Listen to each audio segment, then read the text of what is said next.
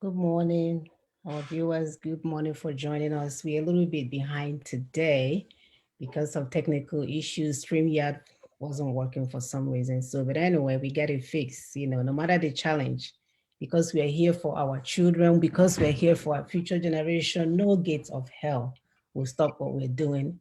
If they close down the door, we bust through the door. How about that? So welcome to the program. My name is Pona Chimsaga and I reside here in Houston, Texas. I have my wonderful sisters here with me and I will have them introduce themselves. Sisters, please carry along. Good morning, viewers. My name is Augusta Anasike. I'm here in Richmond, Texas. Thank you for joining us. And good morning, viewers. My name is Dr. Ekwi Simon Okube. I'm in Lexington, Kentucky. We'll give you an opening statement before we go ahead. Plagiarism, or copy, as we call it in local palace, is dangerous. Because when you copy one verse, you may not know there's a second verse. Even if you knew, you may not know how they're connected. So you end up disgracing yourself. The work LNC, MNN, Ninas, and Barrister Tony Nadi have done is a whole work, it's holistic. Any attempt to take a section of it without giving credit to them will portray you as a fraud. And you confirm what we have been saying, that you're fraud. So give credit and honor to whom it belongs to. Give credit and honor to whom it belongs. It won't kill you. It will only show that you are noble men and women. Thank you very much. Thank you, Sister Ekwe. Like we said, if you steal it, you will fumble and you will not look good when you fumble. All right, so our topic today is countering Caliphate's ground containment strategy. Countering it. So as usual, we have this promo go out every Wednesday, if not by Thursday, so that you guys can begin to come in the spirit with where we are going with the topic of the week. We heard from the Eminent Elder Forum, this week that is ending. And we gave them an appropriate response. So we are going to dive into some of that information today. So as our topic or introduction says, it says, look around you and see what is happening. Our people are gathering to come home. Our sons will come from afar and daughters will be carried home. As promising as the above quote sounds, if at any time of the fulfillment, your ancestral lands really had been conquered by your enemy, it will be impossible for you and your people to be part of this return. You shall be lost because you miss your hour of visitation. Nigeria has never had a civil war, rather. There has a series of genocides and gruesome ethnic cleansing carried out by foreign invaders under the Fulani Caliphate of Nigeria. Initially, it was against the Southeast indigenous people as a reprisal action for trying to move ahead of the colonizer. From there, it spread into Northeast, Northwest, Middle Belt, and Southwest, according to the original battle script. How can you have a civil war when you never had a nation? One Nigeria is only fiction of your imagination. So we're going to welcome our guest today, our very special guest, Engineer Serb Emeka Ude Aja, a Nigerian / German, hey, I don't even know if I want to call him that anyway, an Igbo man in Germany, software engineer who has been at the forefront of war against poverty and instability in Nigeria. So we're going to have him later on to properly introduce himself. But I'm going to start off today's show by playing a video that we put out there regarding where we're going with our constitutional force majeure. We are not backing down. The earlier these enemies, the criminals in power, the earlier they begin to appreciate our tenacity as to what we are willing to do for our children, the sooner they will come to terms that the game is over for their shenanigans. So let me go ahead and play this video for us. As I stated earlier, our thing didn't work, but we'll see what we can do. This promo has been going on. So whenever we spend our time and our resources, this promo was sent to us by one of our sisters. Please help us to share it around. This is part of the campaign that some of our people will say, oh, have those on ground. Do they know what we are doing? Do we have things sent out to them? This is part of it. So you, the question person that is asking all the question, when you see any of this, our promo, share. Is part of the evangelism that we are talking about, because we are not waiting anymore for you guys. We are not giving you 90 days. We are not giving you 9 days. We're giving you the time that we've already assigned to you when we declare the constitutional force majeure. So get with the program and join us to get where we're going. So here is the promo.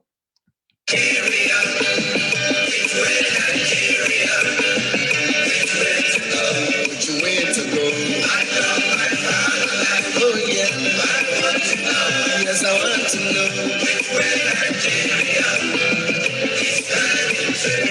Constitutional force majeure. Make I talk am again. Constitutional force majeure. Oh yeah, hear am again. Constitutional force majeure. That's not the new reigning motto where they don't come out for the Nigeria Indigenous Nationalities Alliance for Self-Determination. NINAS.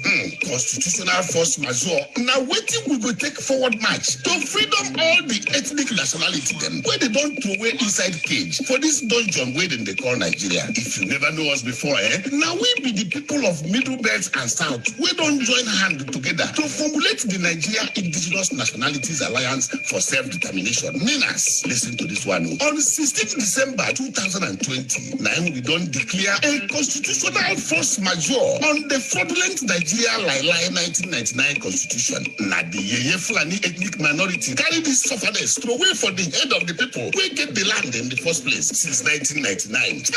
As they don't condemn that 1999 Wayo Constitution, NINAS don't direct the Nigeria government to gather a national roundtable meeting. Look, we for talk the kind style where we go take Sidon for inside our region, on top country where we dey sleep for only one eye. This now waiting that big grammar. Constitutional force majeure go do suffering and smiling. It don't do. Nigeria people don't suffer rich. Waiting we never see. Nigerian people don't chop fear from out. All the land of the South and Middle Belt don't turn to river of blood. Waiting, all because of this evil Nigeria 1999 Lai constitution. I beg, true to God, they don't push us reach the wall. Nowhere to go again. Enough is enough. So therefore, everybody, make una come. Make we join hand now with NINAS. Make we for support the constitutional force majeure to free ourselves from the Fulani British captivity so that we go forward march into a free nation where your security and development is guaranteed. Oh yeah, yes I want to know. Like the Voice of Liberty International, bring on. All right, so this is one of the newest video that we have regarding this our constitutional force majeure. So please help us to share that, and I'm going to play the next video as well. And this will briefly introduce our guest today. Before we get started, we actually saw him in a conference that was held last week. So hold on, guys. Let's see.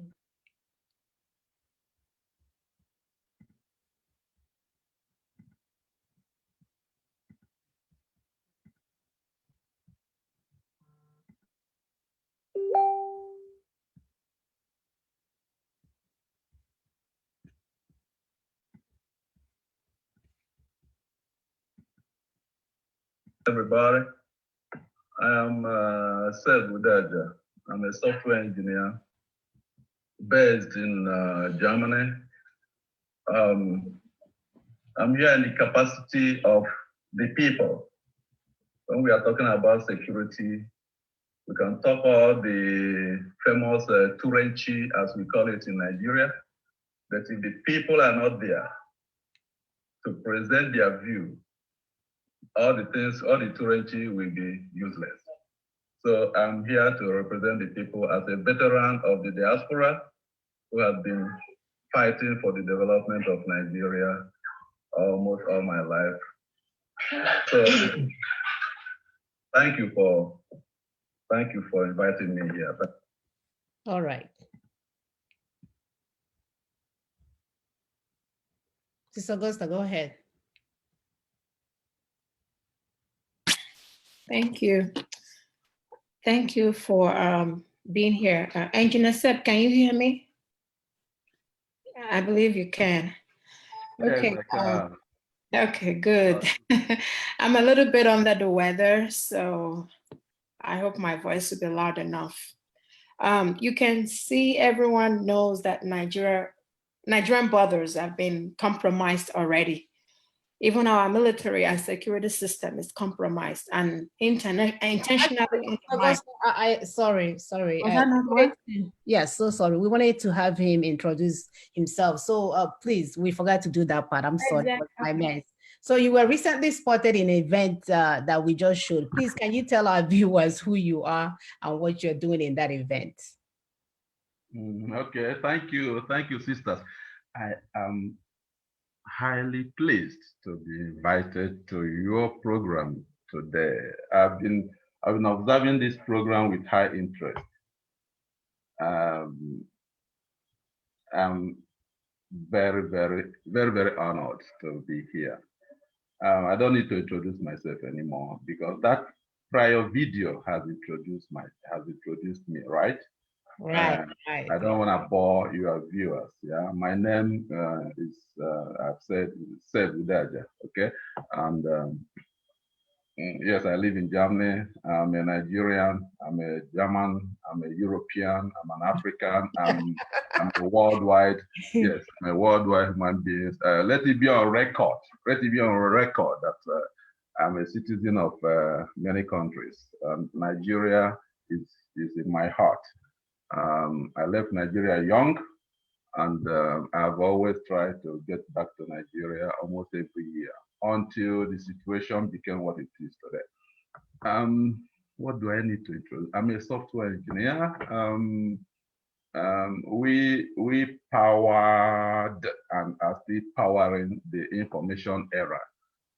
The changes that took place starting early 90s that brought us into a completely new era.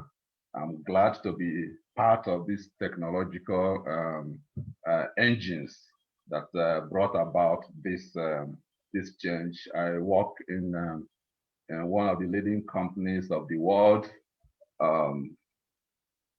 We handle banks and we handle trading shops, both equipments and the software there. We are part of the world in all its ramifications. So, all right. You say, what brought me to that video clip? Right. That was the question. If I start dwelling on that question, I will take 5 minutes. Am I allowed to do that? Okay, let me play the subsequent video and then we'll go from there, okay? Okay. All right, thank you. Okay, so I'm gonna play the next video for you guys. To be politically correct. That's it, we're done. Call a spade for what it is. Nigeria is confronting international terrorism. They have started domestically, but we have an international dimension to it now. Now that we put that as the background, let's put that aside. It is now time to delineate the real enemies of state. Who are they? Since 2009, when Boko Haram launched its first attack, it has not relented. Its assault on Nigeria ended the third most powerful terror organization in the world, right after Al-Qaeda and ISIS. In 2012, Abubakar Shekau pledged allegiance to ISIS, and in 2012 to Al-Qaeda in the Maghreb, and then 2015, he pledged allegiance to ISIS. There's something we're missing, especially those of them at the echelon of the Nigerian security apparatus. When one group pledges allegiance to another formidable and deadlier group, it's not only pledging loyalty and subordination. What that group is automatically doing is merging. It's now merging with those groups. So when Boko Haram is active in Nigerian theater, the frontline groups, frontline terror organizations, ISIS and Al-Qaeda owe it a duty to contribute fighters to Boko Haram, to assist them. They have come under the guise of Fulani headsmen, most of them. They have come under the guise of cattle rustlers. These are international terrorists. We must come clean and tell the world why, what we are facing, if we need to earn the support and sympathy of the international community. If not even at the operational level, but in sharing intelligence. Because these are foreign invaders. And they're everywhere in the country. Now, in addition to Boko Haram, we have Fulani headsmen. Those people have been emboldened by the complacency from the both political elites and the military architecture, unfortunately.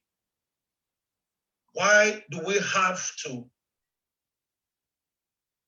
when an attack takes place, we see all the savagery and the gruesomeness of the attack, and we decide to look away by calling them bandits. We should have a national consensus on what terrorism is. Like I said, you want to stop a wound, you want to heal a wound, you stop the bleeding. Any willful, deliberate, premeditated attack on innocent civilians where there is loss of life and the destruction of property is terrorism. Amen. It is terrorism, my brother. There's no two ways about it. So for those that are mixing words and trying to be political correct, we are calling you out today. We are no longer going to sit aside and watch you guys play with the lives of our children. It's enough. Okay, if you want to die, join the banditry, join the terrorism, carry on, but not on the on the benefit of our children. I mean, on the detriment of our children. So enough of that. Sister Augusta, please go ahead. Yeah, enough of that. And we hope that those that are sounding politically correct, like those that will say that the elders are not Fulanese. And I'm wondering, do we have Igbo elders or Yoruba elders? Of course, they're Fulani elders, and they're killing and maiming. Anyway, back to you, Engineer Seb. Okay. You can see everyone knows that Nigerian brothers are being compromised already. Even our military and security system is compromised and intentionally undermined. We heard when sometime in 2014, the then President Goodluck Jonathan said he had Boko Haram in the military at Aso Rock. He never told us that they left. Now with their main man, Buhari in Aso Rock, they are already situated in our military as repentant Boko Haram, wearing our uniforms, undermining the efforts of our true indigenous military. We also heard when Buhari threw our borders open and brought in all his cousins from all over Africa. So it's simply a lost battle with Nigeria. Therefore, what NINAS is seeking to achieve through the CFM is to empower the ethnic nationalities to enable them protect their borders and territories. If your territory is already taken, you can get it back by collaborating with NINAS. If it is not fully taken yet, you could secure it through NINA's proposal. Few days to the end of the 90 days ultimatum given to the Fulani Caliphate or federal government of Nigeria by NINAS. Now my question is this: do you think it's our responsibility as indigenous people to protect our neighborhood from terrorism? Engineer Seb, you can go ahead. Thank you very much, Dr. Augusta. That question answers itself. Do I think it is our responsibility as indigenous people to protect our neighborhood from terrorism?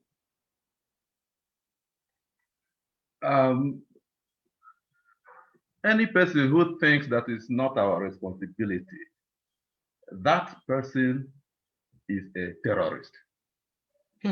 Because being terrorist does not necessarily mean carrying bazooka and AK-47 and going about killing people. No. you can be a supporter of terrorism. You are a terrorist. Any person in Nigeria who believes that it is not the right of the peoples of Nigeria to defend themselves against terrorism is abetting terrorism and is supporting terrorism. He is a terrorist. This is what we should be discussing, because the peoples of Nigeria have been so docile, I'm sorry to say that. We have been so complacent that we don't look deep. We don't analyze deep. My sisters, the terrorism we have today in Nigeria does not start with those young men you see carrying AK-47. It does not start with those people you see in horrific videos macheting and killing farmers, opening the wombs of women, pregnant women, in various villages in Nigeria. The terrorism we have today in Nigeria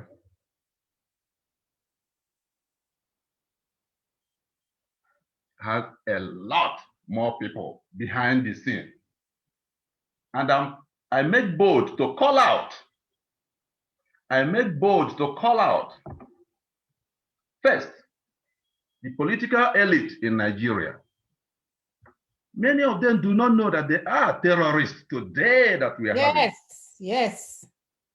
I make bold to call out our politicians in Abuja. I make bold to call out our politicians in Aso Rock.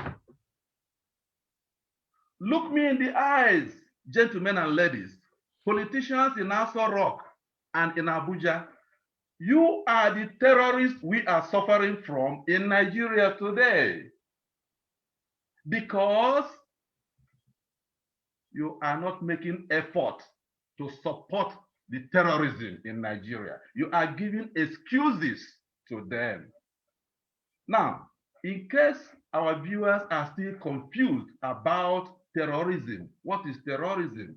The former speaker, the video you played, has defined it very clearly. It is not just Boko Haram. Boko Haram was the beginning of the terrorism. And then Boko Haram has metamorphosized into a bigger worldwide terrorist group by pledging allegiance to ISIS and to Al-Qaeda. By pledging allegiance, they have invited more power from these terrorists that messed up Syria. They were pushed out of Syria by the power of Putin. When Putin came into the scene, the leader of Russia, because the West was trying their best, America was doing their best. Eventually, when Putin came in, he scattered them and pushed them away. And our brothers in the north, doing Boko Haram, pledged allegiance to them. And they came in through Libya. And our leaders in Aso Rock continue to look the other way. That is why I call out our leaders. You have become terrorists to us. And those of you sitting in the National Assembly saying that you are making laws, you have become terrorists to us. Amen. Because if you are not, the only law you should be making are the laws that call out terrorists. Which laws, for example? When Boko Haram started, Boko Haram made their demands very clear that they want to do away with Western education. Their name, Boko Haram, damn education, damn Western Bukuru, okay? They want to do away with Western education. That means they want to do away with our fundamental existence as a country, Nigeria. Ours is a secular country which recognizes Western education as a basis, right? So Boko Haram said they want to have only Islam in this territory. Did I hear myself correctly? Yes. That they want to have only Islam in this territory. And what happened with 12 states in the north? The politicians in the 12 states in the north have adopted Islam as a state religion in a secular country where people of all faiths are supposed to live together. The particular thing that Boko Haram demanded. So wouldn't you tell me that the politicians in these contiguous 12 states of the north are in support of Boko Haram? If you don't tell me that, I will tell you that. They have declared their support for Boko Haram. So when your organization started crying loud, going about, calling for attention, then we see this terrorism metamorphized into other names. They give it other names. Mm-hmm. They call it bandits, right? Let us look deeper. You stop me, the moderator, because this thing pains me so much in the heart that I can continue talking to you tomorrow. If we look deeper. It's sad. We have pictures of our brothers and sisters in the Middle Belt that are being massacred like animals every day, just because somebody has a quest to take over their land. They are busy in 2019 calling on all their brothers in the forest to come and take over the land that their forefather has given to them. They cannot let it sleep their hand now. This is the time. Come on, you jihadis, let's take this land. Now, and we're not gonna give it to you, but you have to fight. This is what they're doing to take over the land. Let me come in back. I want us, my sisters, to do some analysis, okay? Based on this preamble that I've just explained, let us do some analysis. What exactly is happening in the north? And what exactly is happening all around Nigeria now? The people in power in the north have an agenda that is based on a way of life, on a system that everybody knows. That system is called feudalism.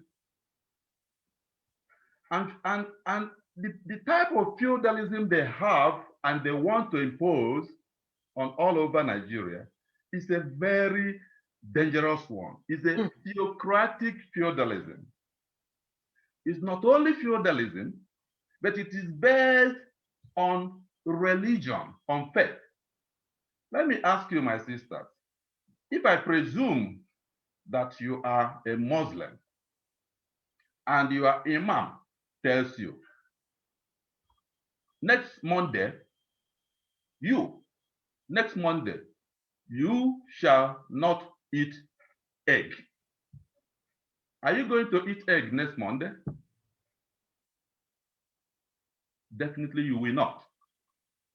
You won't even ask a question. My sister, if you are a Christian, I ask you the same question. Your church leader, your pastor tells you after praying and speaking in tongues, he tells you next Monday, all of you, nobody should eat egg. Are you going to eat egg next Monday? Yes. You will not. You answer yes, but I know you will not. If you are a good follower of your pastor, you will not. I'm smarter than my pastor. So Well, look, listen. I did not ask questions to non-believers. I'm asking to pious believers, whether Christian or Muslim. Okay. Yeah, those completely brainwashed. Yes. When your spiritual leader tells you, do this, not, you are not gonna do that. In most situations, you don't ask questions. The Christians normally ask questions, okay? They get into debate as the moderator is trying to get in now. Yeah. but the majority of people don't ask questions. So what is happening up there is that the leaders of the North have instituted, before we were born, theocratic feudalism in the North, which their religion allows and supports and gives even specification how it should be carried out.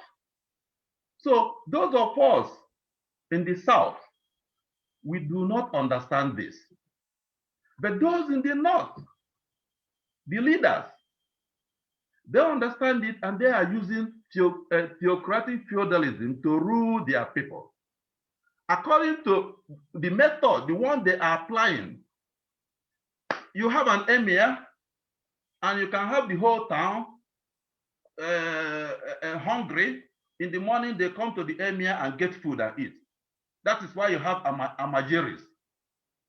Yeah, the former president built schools for amajiris. The current government came in, and I'm sure they are not supporting those schools, because those schools are going against the principles of outdated theocratic feudalism, which makes every person dependent on the leader. that is the thing that annoys me, Mazi Emeka. So here you are, this is what you want for your people. We get to decide what we want for our people. You left the so-called Nigeria 21 years ago, and then you want to hold us hostage while you're practicing your own form of government. I mean, who the hell allowed this to happen? My sister, the current leaders of Nigeria, they want to turn, and they have already turned, to a large extent, the entire country into leader versus, or rather, leader plus amajiris. They have turned us into amajiris. That is why you just let us analyze. Do you see the ease with which the current government removed subsidies of petroleum? Mm-hmm. But before Buhari came to power, he was promising that such a thing will not happen. When President Jonathan did such a thing, he was one of those who called for demonstration and rallies against the government. Mm-hmm. But how did he do it with such an ease? Because he is living his belief.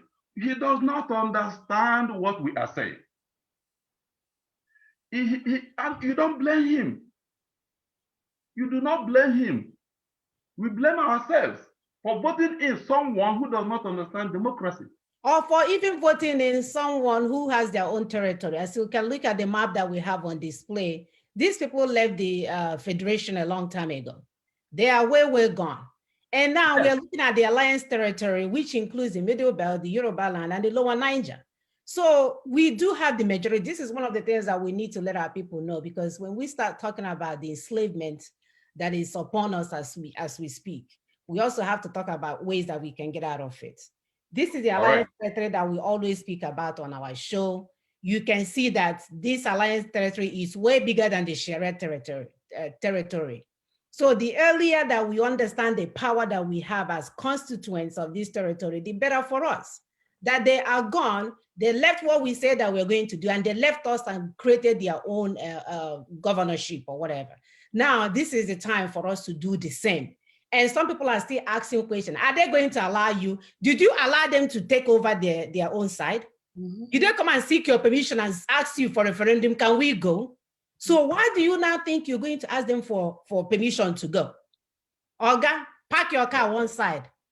As soon as this thing ends, like my sister will say, this is a marriage that we don't want anymore. And our brothers are waiting outside. If the stupid husband comes around, they will bounce them exactly where they need to be. We are living, we are still, as a continue, please. I understand you. I understand the anger, and I share that anger. And that is exactly why I've come out again after I've retired, because I've been in service of diaspora for long in various capacities, but at a stage I saw that I was just pouring water into a basket.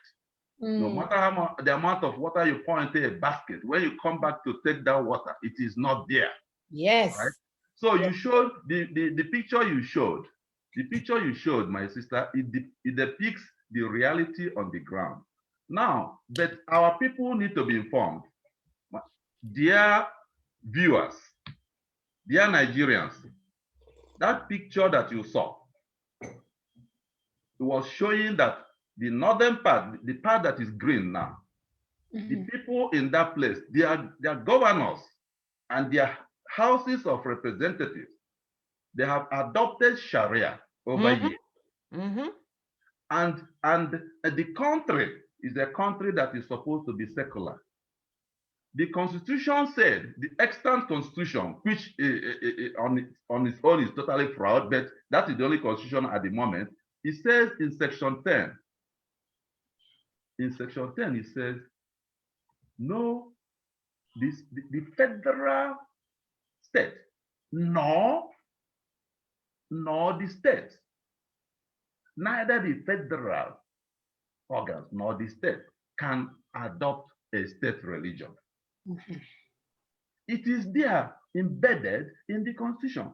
So when the northern states, 12 of them, adopted Sharia, they have left the federation. Absolutely. Nigerians, can't you understand that? They have left the federation. Now, look, what pains me is that we are good in sending about messages on WhatsApp and so on. Some of those messages say, the black man is unable to rule himself. And we confirm this in our daily lives, in our way of doing things. When part of the federation has left the federation, what are you doing in that federation? And our children are dying. Now they want to impose the caliphate on the other territories.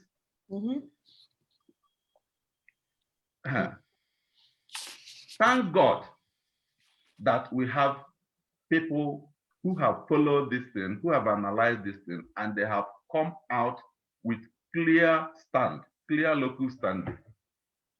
The Lower Niger Congress, the Movement for New Nigeria,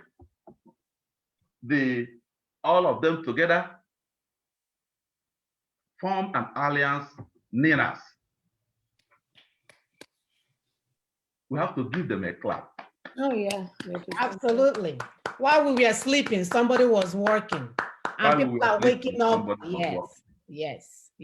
So, Engineer Steph, let me shoot in a little bit. The time you were talking, you said you were talking that our people are already docile, and you shrugged a little bit because you didn't want to use that kind of heavy word and all that. For me, it's not heavy. It's even not heavy enough. Docility is not derogatory. So our people have been docile, because if they were not docile, the 12 contiguous states that moved along with Sharia, it was when they named that Sharia that we should have named our own secular state as well. Exactly. And move on and divide. So for them to start saying, okay, so let us not pull down Nigeria. Meanwhile, these guys have pulled away all along. That's, I can't know what else to use than docility. So honestly, you are very correct. Yeah, I was trying to be mild. No, we're not here. We don't do political correct here. We don't look at people's faces. You understand? Nigerians, when I use the word Nigerians, even today, it's no more correct because to tell It's you not honestly, exactly. to tell you honestly, it's no more correct, right? It's no more Okay. correct. We can't even be using that name. So I want to go to my next question. We already know that the United Nations recognizes the simultaneous declaration of Sharia law by the 12 contiguous states of Core North as them exercising their right to self-determination. So you see, even United Nations recognize that these people can go with Sharia. So why can't we go with our own? Wow. You understand? So, Yes. and also at the end of the secular nation, we are trying to build with them. Furthermore, the Caliphate did not only take over the outside land, they went ahead to seize all the powers and systems of governance. Apart from the 68 items on the exclusive list, they also share authority with the state government over the remaining 30 items, making the governors errand boys and the state impotent entities, thereby making us the conquered and colonized people in our land. Now, my question, do you think the non-Sharia territory have the right to self-determination? Since the contiguous one, they moved on with Sharia a long time ago. Don't you think we have to move out our, without problem, following the 2007 UNDRIP, that is the United Nations Declaration of the Rights of the Indigenous Peoples? Thank you, my sister. Thank you. The way you ask that question, do I think that the non-Sharia area have a right to self-determination, considering that the Sharia area has declared? Like I said, Sister Muna, do we have the map? The question shouldn't be put in that way. You refer to a very powerful document, the United Nations Declaration on the Rights of Indigenous People. That is a right of every indigenous people, whether a part declares Sharia or not. Even without the 12 states declaring Sharia, any indigenous people constituent of Nigeria reserves the right to self-determination. Now, the problem we are having in Nigeria, let me be blunt now. You have emboldened me to be blunt, you said. The problem we are having in Nigeria is low IQ. Say that again, Maz. Low IQ. Maz, say that again. We are suffering from utter low intelligence quotient, low IQ.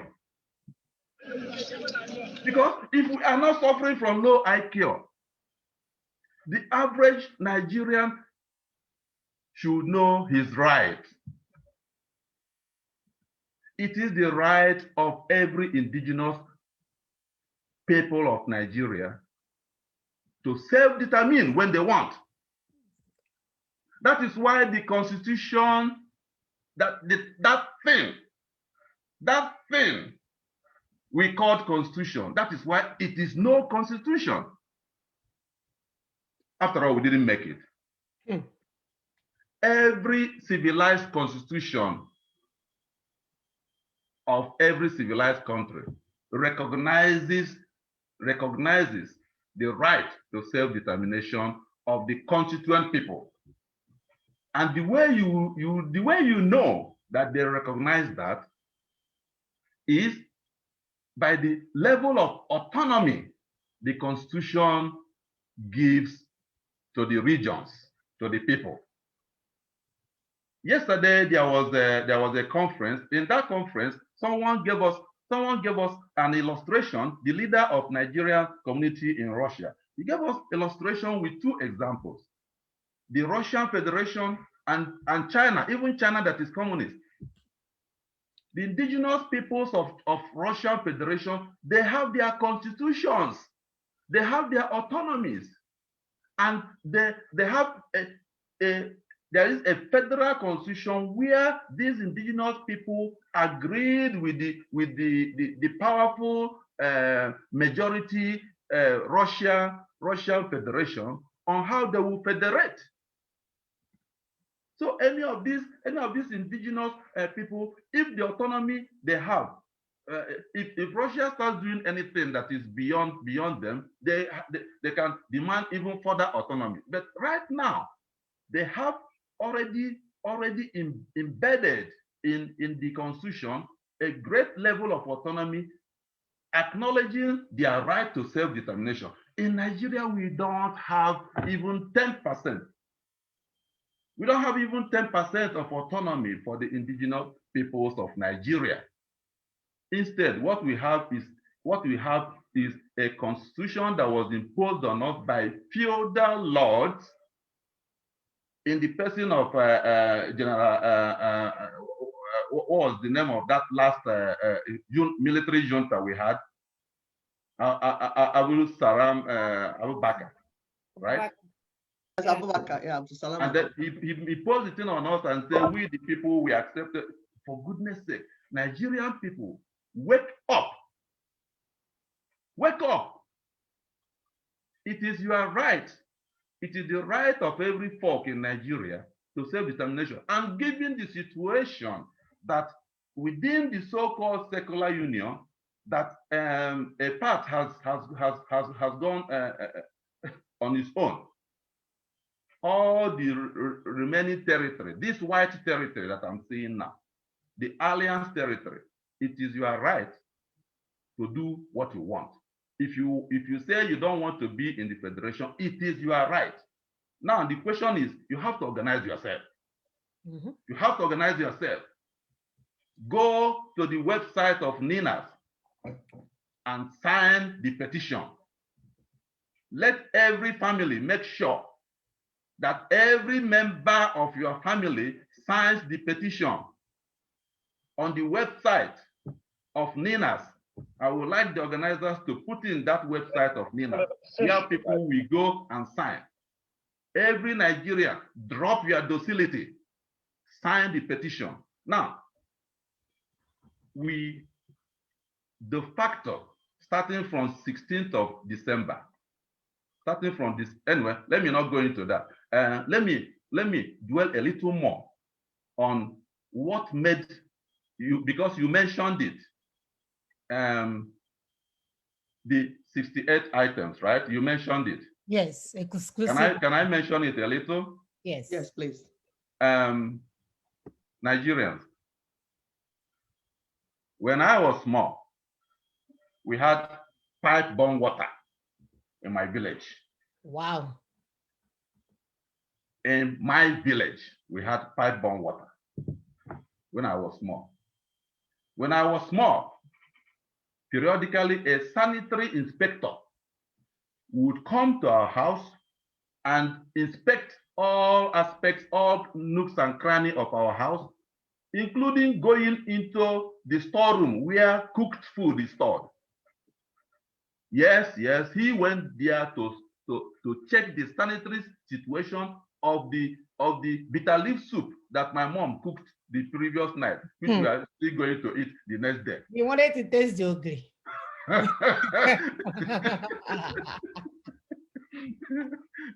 When I was small, we had nursery school to which my parents paid nothing.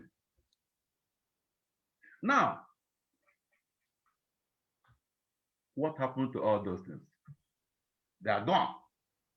You go to every village now, you think you are what the best thing you will see is a well. You don't even see a well. You see people selling water in tankers. So instead of moving forward, we have gone backwards. And it is not just in the southeast because of the civil war. Go around. In the north also is there. In the west is there. Nigeria is not progressing. Why? Because people imposed a hopeless constitution on the country. Mm-hmm. People who are lacking something up here, the only thing they have up here is how to colonize their neighbors. The only thing they want is how to colonize their neighbors. And you do not blame them. Look, at the beginning of this program, I said, do not blame them because it is a thing of faith. It is a thing of faith. They believe that they are doing good service to God. So it is such a situation. It is our own fault, engineer. We don't blame them. They are exercising their own rights. It's our own fault if we do not exercise our own because we're people of faith. So if we as Christians do not trust Jesus Christ that we worship enough to say we want to exercise our rights in our own territory, then something is really wrong with that. Very correct. And whatever Christianity that we are practicing, somebody needs to check it. Very correct. Very correct. So people blaming, now I've avoided using the word of a tribe, but we know what we are talking about. People blaming that tribe in Nigeria. It's not enough blaming them because they are doing something of faith. Their grandfather gave them an onus to carry out. Okay? Their grandfather gave them, their great grandfather gave them an onus to carry out.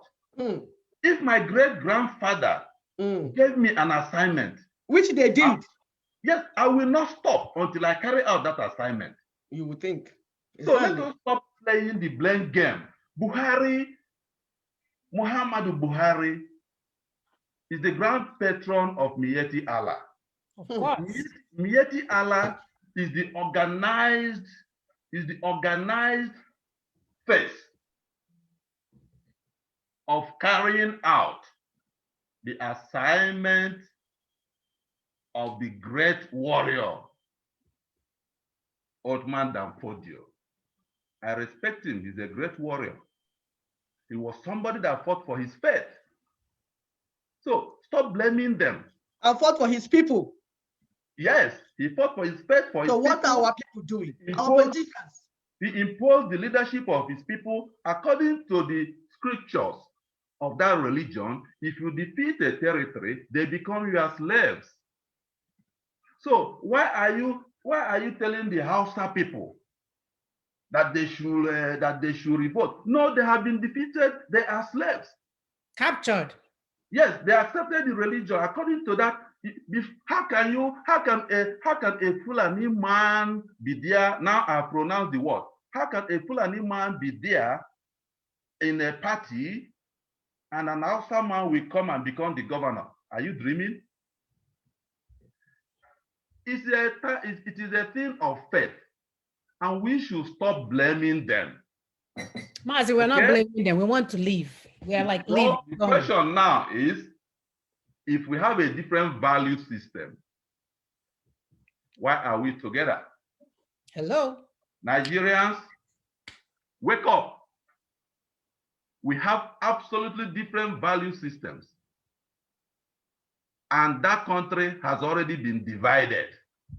Long time ago. The only thing is that we want to do it in a civilized manner. That is why when I saw what Ninas is doing, I said, I am impressed. And I accept what you people are doing. That's why I accepted to come and talk on this program. Nigerians, wake up. Now, if you are still dreaming, let me tell you now, if I am the governor, or if I were the governor of Delta State, and I want to build a power station to make Delta State have 24/7 power. If I start building that thing, I will get a notice from Abuja that I'm not allowed to do that. That is if Abuja wants to be kind to me. Otherwise, Abuja will keep quiet. By the time I finish building it, Abuja will give me an order. You must connect that electricity to the national grid. And by the time I connect it to the national grid, Abuja will decide where that electricity goes. my people will continue to have leprotic electricity.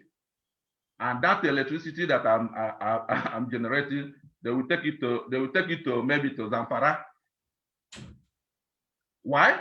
Because the Constitution allowed it. The Constitution put electricity into the exclusive list. There are 90 items of legislation that were covered by the Constitution. Out of the 90, 68 were exclusive.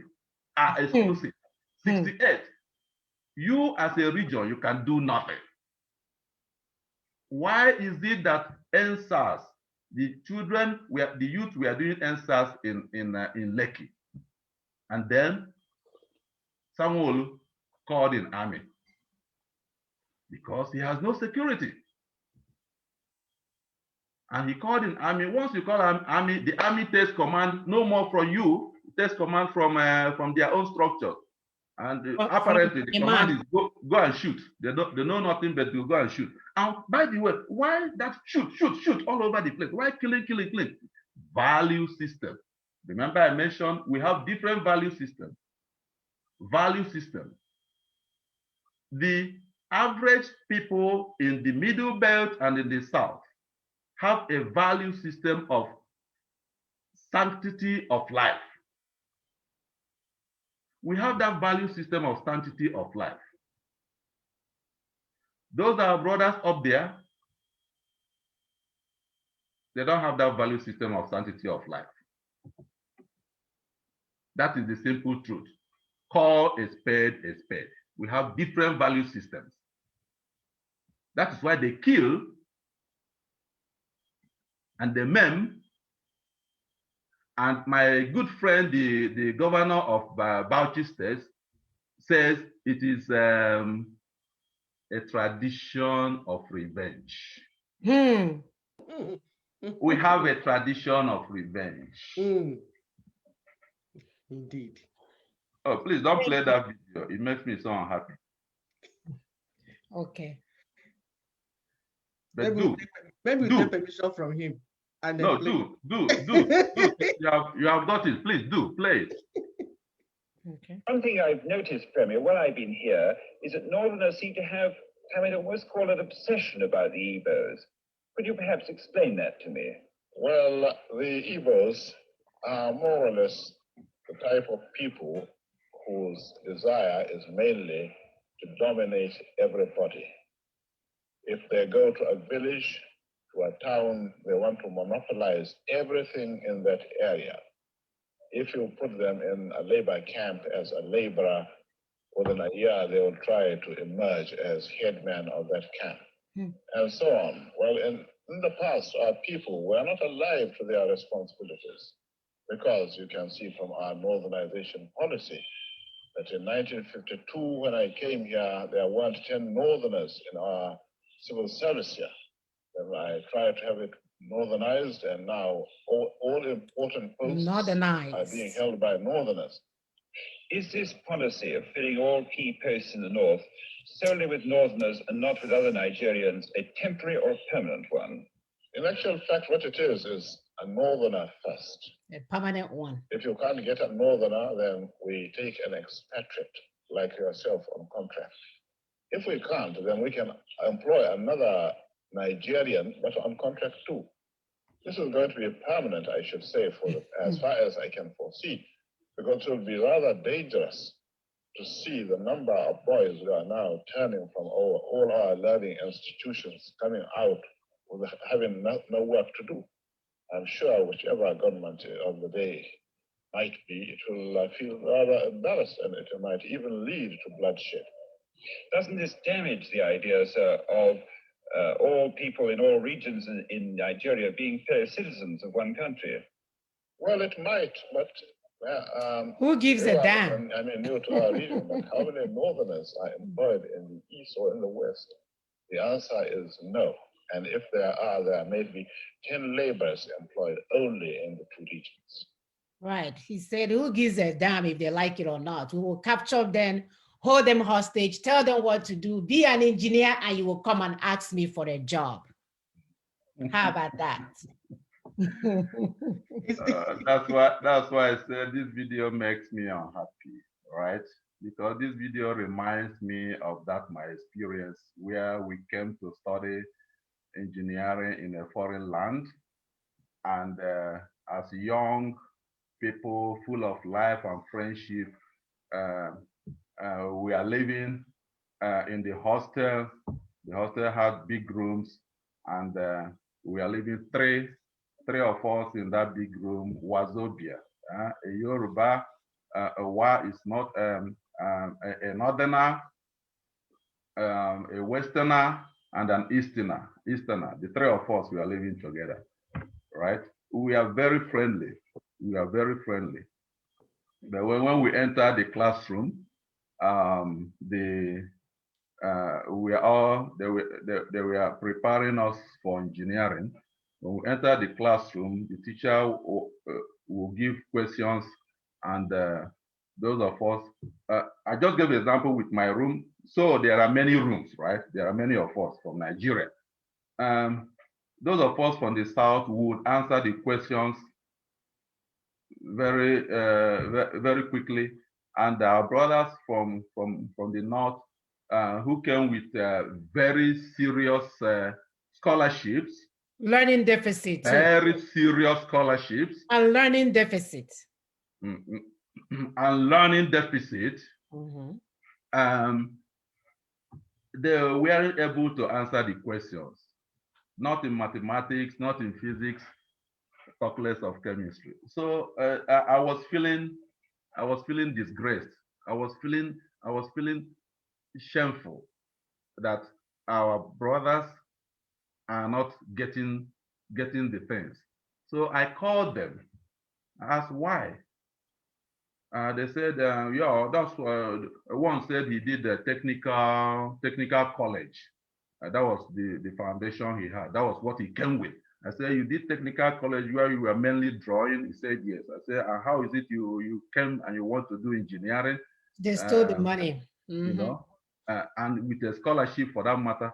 Now, I told them, okay, you have nothing to do except to study.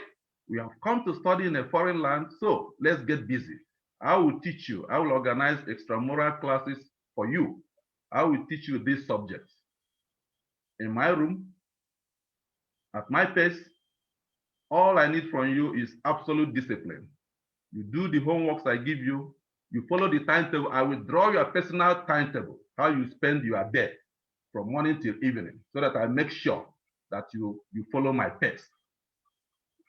Now, we are doing these lessons, and these, my friends, my compatriots, they were developing quickly in these scientific areas, subjects. I said we are very good friends, all of us, right? Until one day, my Yoruba friend, he got into what we call in people's parlance, yabis. He got into yabis session with one of our northern friends. My Yoruba friends, he just yabbing. You know what is to yab, the way we call it.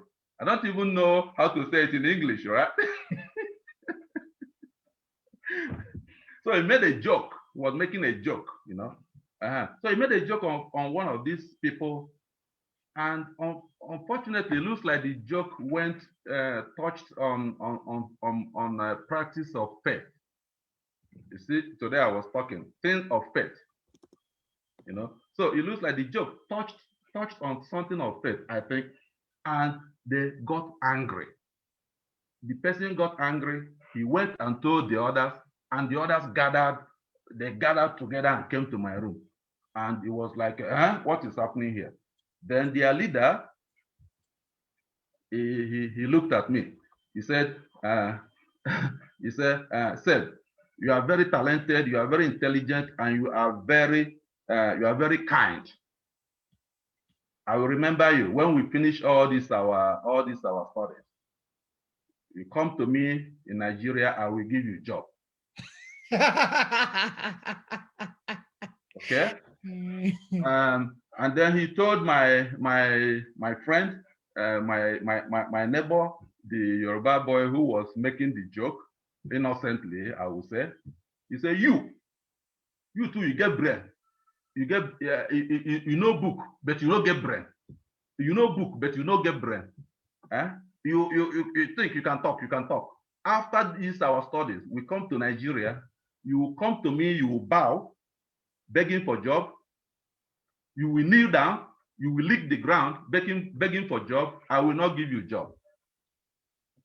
So I mentioned this story in the security issue for people to know that security of work, security of employment, security of job is part of the security that that is lacking in Nigeria. It's not only security of life and property.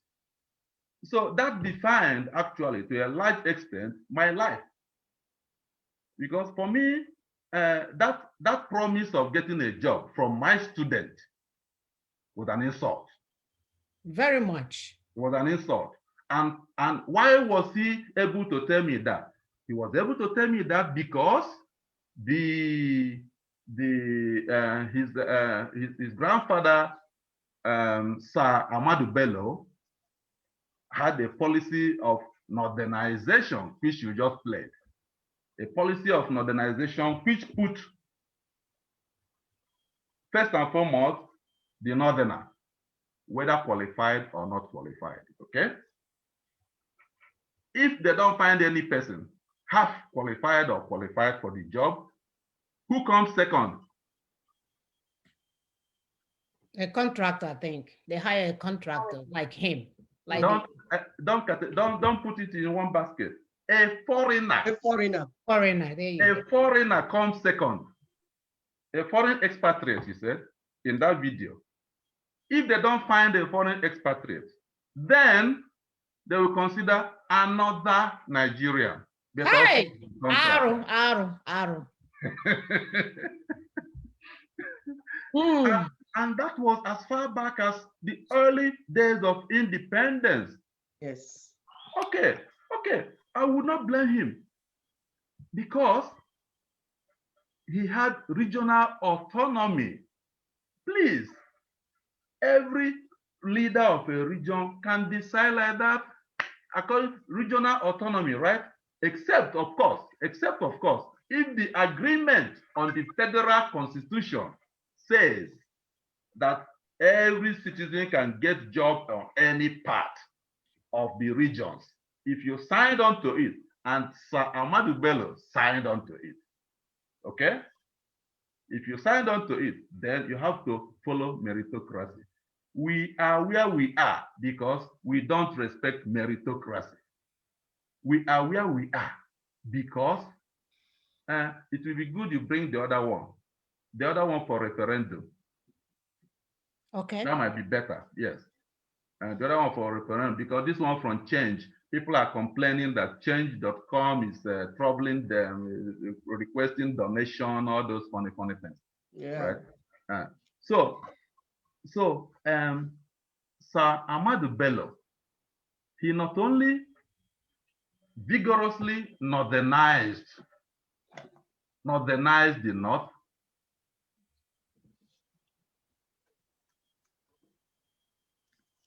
he also told the North, told the Fulani people, according to a report by one of the newspapers of the day, he told the Fulani people that Nigeria is their territory from their great-grandfather, Othman Danfodio, and that they have to ruthlessly was the word, they have to ruthlessly take hold of Nigeria. It is their territory. Again, at the beginning of this program, I told you, if your grandfather gave you an assignment, are you not going to do that assignment? The assignment of Sir Ahmadu Bello is what the current president is carrying out. It's what he's carrying out. You have to Islamize. You have to take the territories of Nigeria. So we are not talking about terrorism in Nigeria. We are talking about land grab. They want to take over the territories that belong to them according to their grandfather. Nigerians, wake up. Wake up, Nigerians. Do you want your ancestral home to be taken over by a foreigner? The foreigner that Governor Bala Mohammed boldly told us can come from Cameroon, can come from Mali, it can come from anywhere. He said, every Fulani man around the world, they have only one nationality, Fulani. And their home is Nigeria. It's terrible. It's terrible. Honestly, because you see, when someone gives you a battle script and publishes it, it's in the open, he didn't hide it. Everything that they have done, everything that Caliphate has done, they did not hide. Everything has been in the open. So they have a duty of faith to do what they want to do to us. Right. And we ought to know that we also have a duty of faith to say, no, you cannot do that to us. That's why we are calling on our people, that we are the ones failing. And our guest is saying, stop the blame game, stop blaming them. You should blame yourself for even allowing yourself to be in this type of situation and allowing your children to be in this. You have failed. The politicians have failed. The elites have failed. All our people have failed us, because you ought to know, Caliphate did not hide anything that they did. And they call those Southerners, you working for them, they call you the willing tool. They send you to go and kill your people. They send you to make constitution that will kill your people.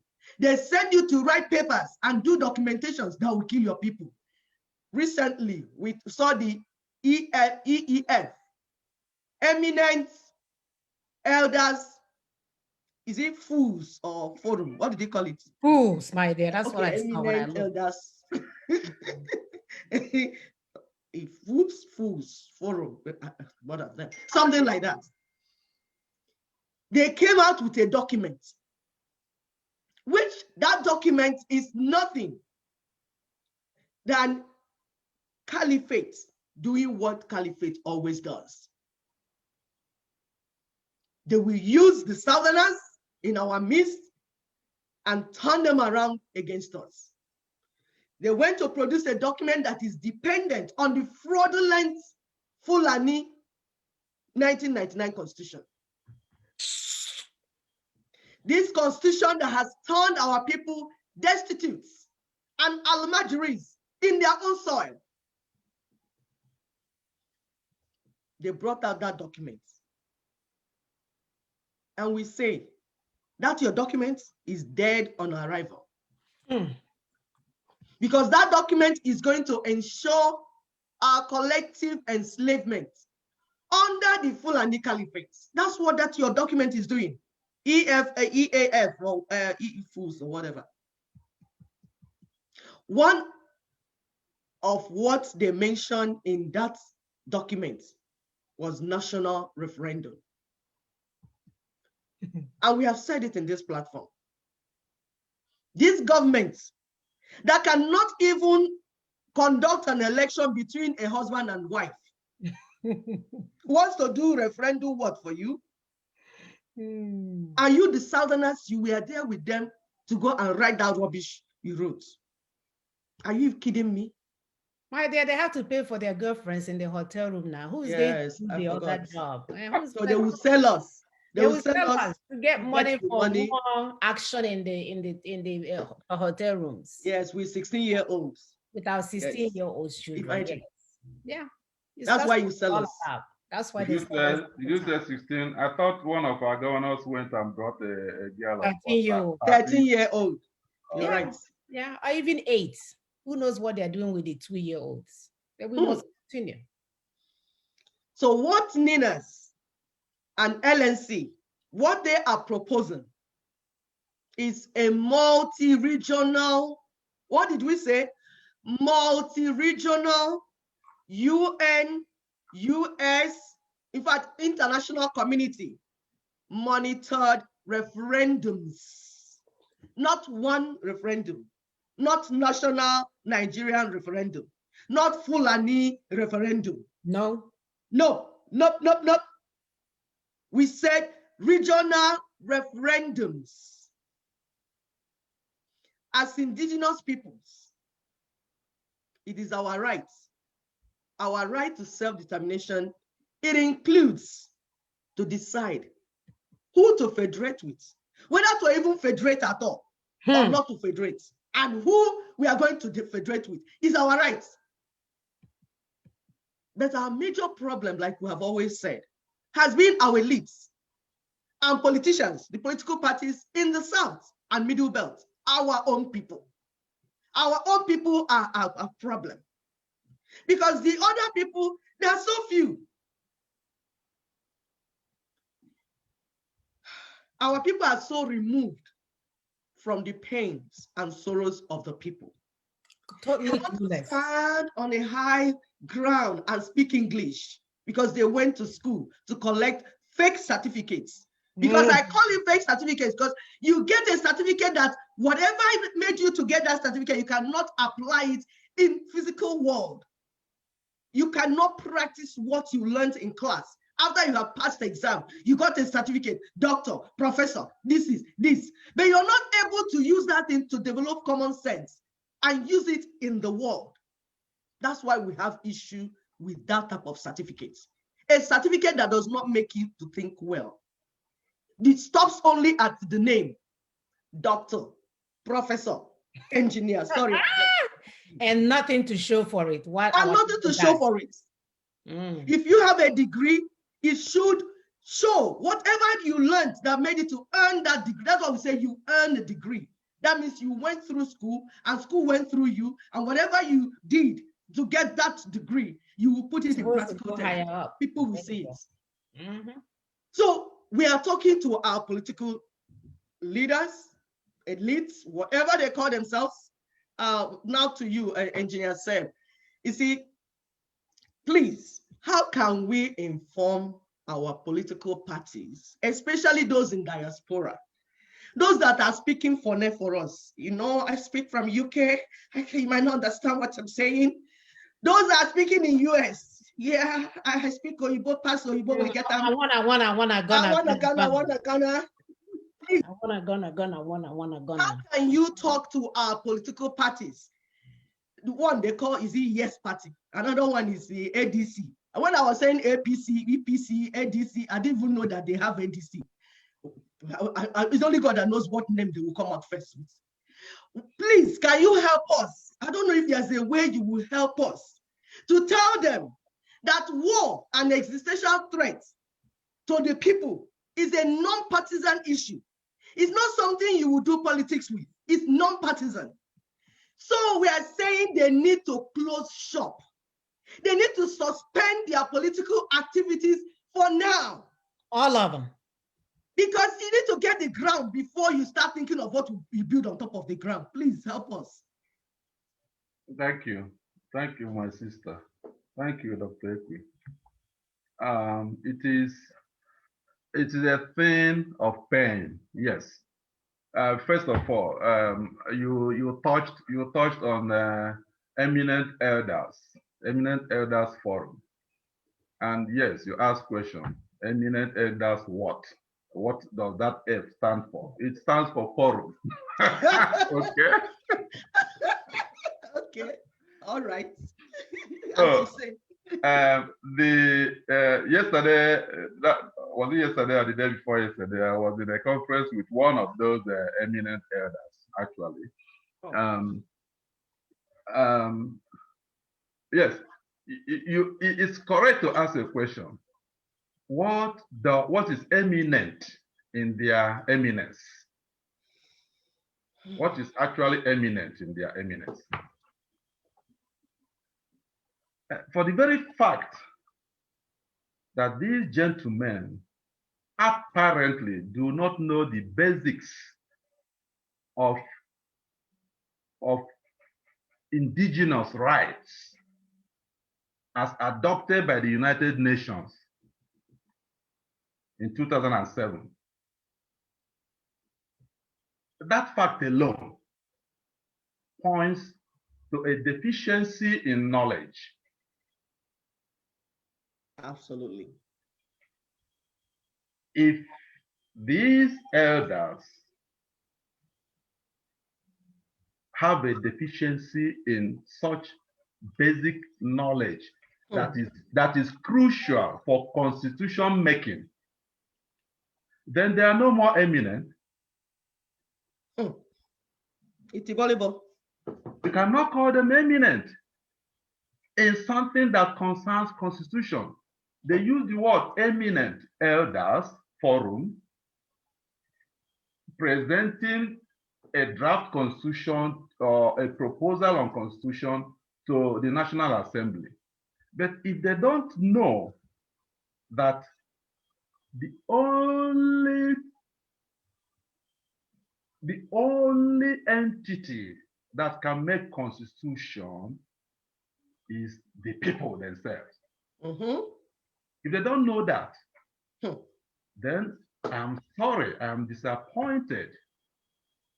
And I wouldn't want my representative, when I say my representative, I mean the person that has again usurped representation, and the person that tries to say he is representing my type of folk in Nigeria.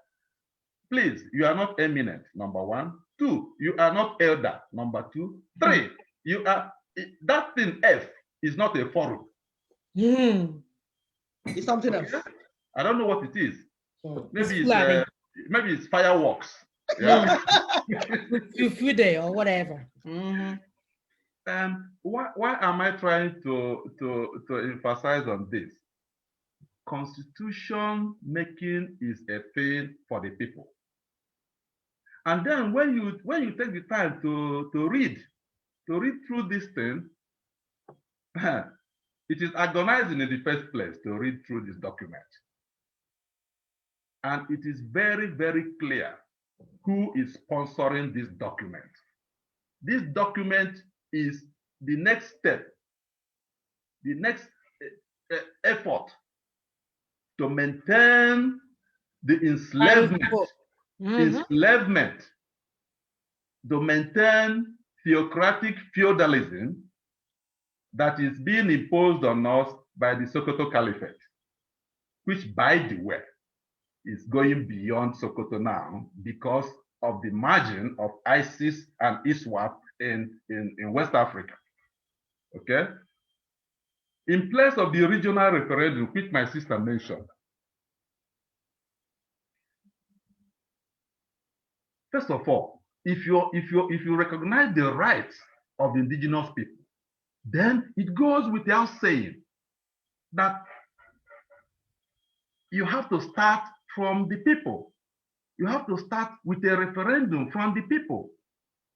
Multi-regional, multinational referendum. Every folk, they should have a referendum in which they will determine, first of all, their own constitution. I mentioned the example of Russia, that the peoples, they have their own constitution, first of all. And that is what the Alliance, NINA, is telling us. Nigerians, wake up. It has to start from the regions.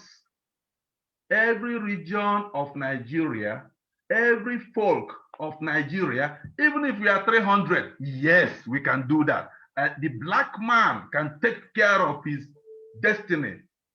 Let us stop being lazy. Let us stop being docile. Every folk should come up with, first of all, a piece of paper in which they say, this is how we want to live, this is how we want to associate with our neighbors. This is how we want to associate with other folk. The Ibibio man has to say, this is how we want to associate with the Igbos. Yes. That is the beginning. And this is common sense. Isn't it common sense? Why would somebody call himself elder and then put a piece of paper together and go to National Assembly and say, "This, my goodness, what is wrong with us?" Elders without common sense. And you are not elder, my Please, elder. please, Nigerians, let us, for the first time, get up and use this opportunity that has been provided by the Great Alliance, NINAS, to act like human beings, to act like the Oyibos, to act like the white man. See, life began with us, the black man. We should act better than the white man. Let them stop calling us shitholes. Okay? So it starts with the region. It starts with the people. Anything short of this, please, Nigerians, trash that paper. As we are trashing the 1999 Constitution, this one called EEF, trash it immediately. Political parties, are they hearing? Trash it, he says. Trash it, burn it. Use it to do fire in the village. Now, this impairs me in the heart. Yeah. The Fulani federal government of Nigeria today, I can say that with authority because we all know that our federal government has become a Fulani thing. Okay? That federal government is going to appoint INEC, right? The INEC rig the election. INEC is going to rig is already this referendum that the so-called eminent elders are telling us that they will do a national a federal referendum to pass their new constitution. It is already rigged. It is already rigged. Yep. Like any election in Nigeria, yes, that political parties will do or plan to do. Rigged. Political parties, please. I'm asking you, please do not fall for this trick. This might be the last chance of our fatherland. It might be the last chance of. Look, I see a confederation of many countries who say, okay, I want to like, for example, the Federation of the Northern Sharia States. They will say, okay, we want to make a confederation with a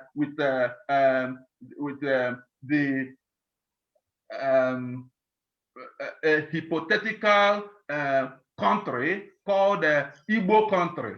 And then the Igbo people say, yes, we want to become Muslim, all of us. Yes, we want to do confederation with you. Yes, please, they go ahead and do confederation. Love is marriage now. Marriage is love, right? They do their own confederation. And then you hear the Yoruba people, the Oduduwa people, they say, no, we don't want to do any confederation with the Sharia. We want to do confederation with Ika Igbos. With the Ika Igbos. Okay, Ika Igbos say, we are going to marry with you.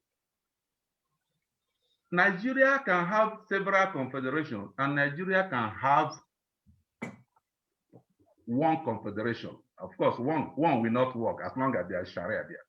So there can be many confederations. There can be a confederation of the peoples of the Southeast, for example. A confederation of the peoples of the Southeast. They have decided how they want to live together. For example, the Ibibios, the Urobos, the Shekiris, the Igbos, they decide, for example, they first of all have to do their own referendum. Due process, yes. Follow due process. Where they will have to define how they want to live with their neighbors.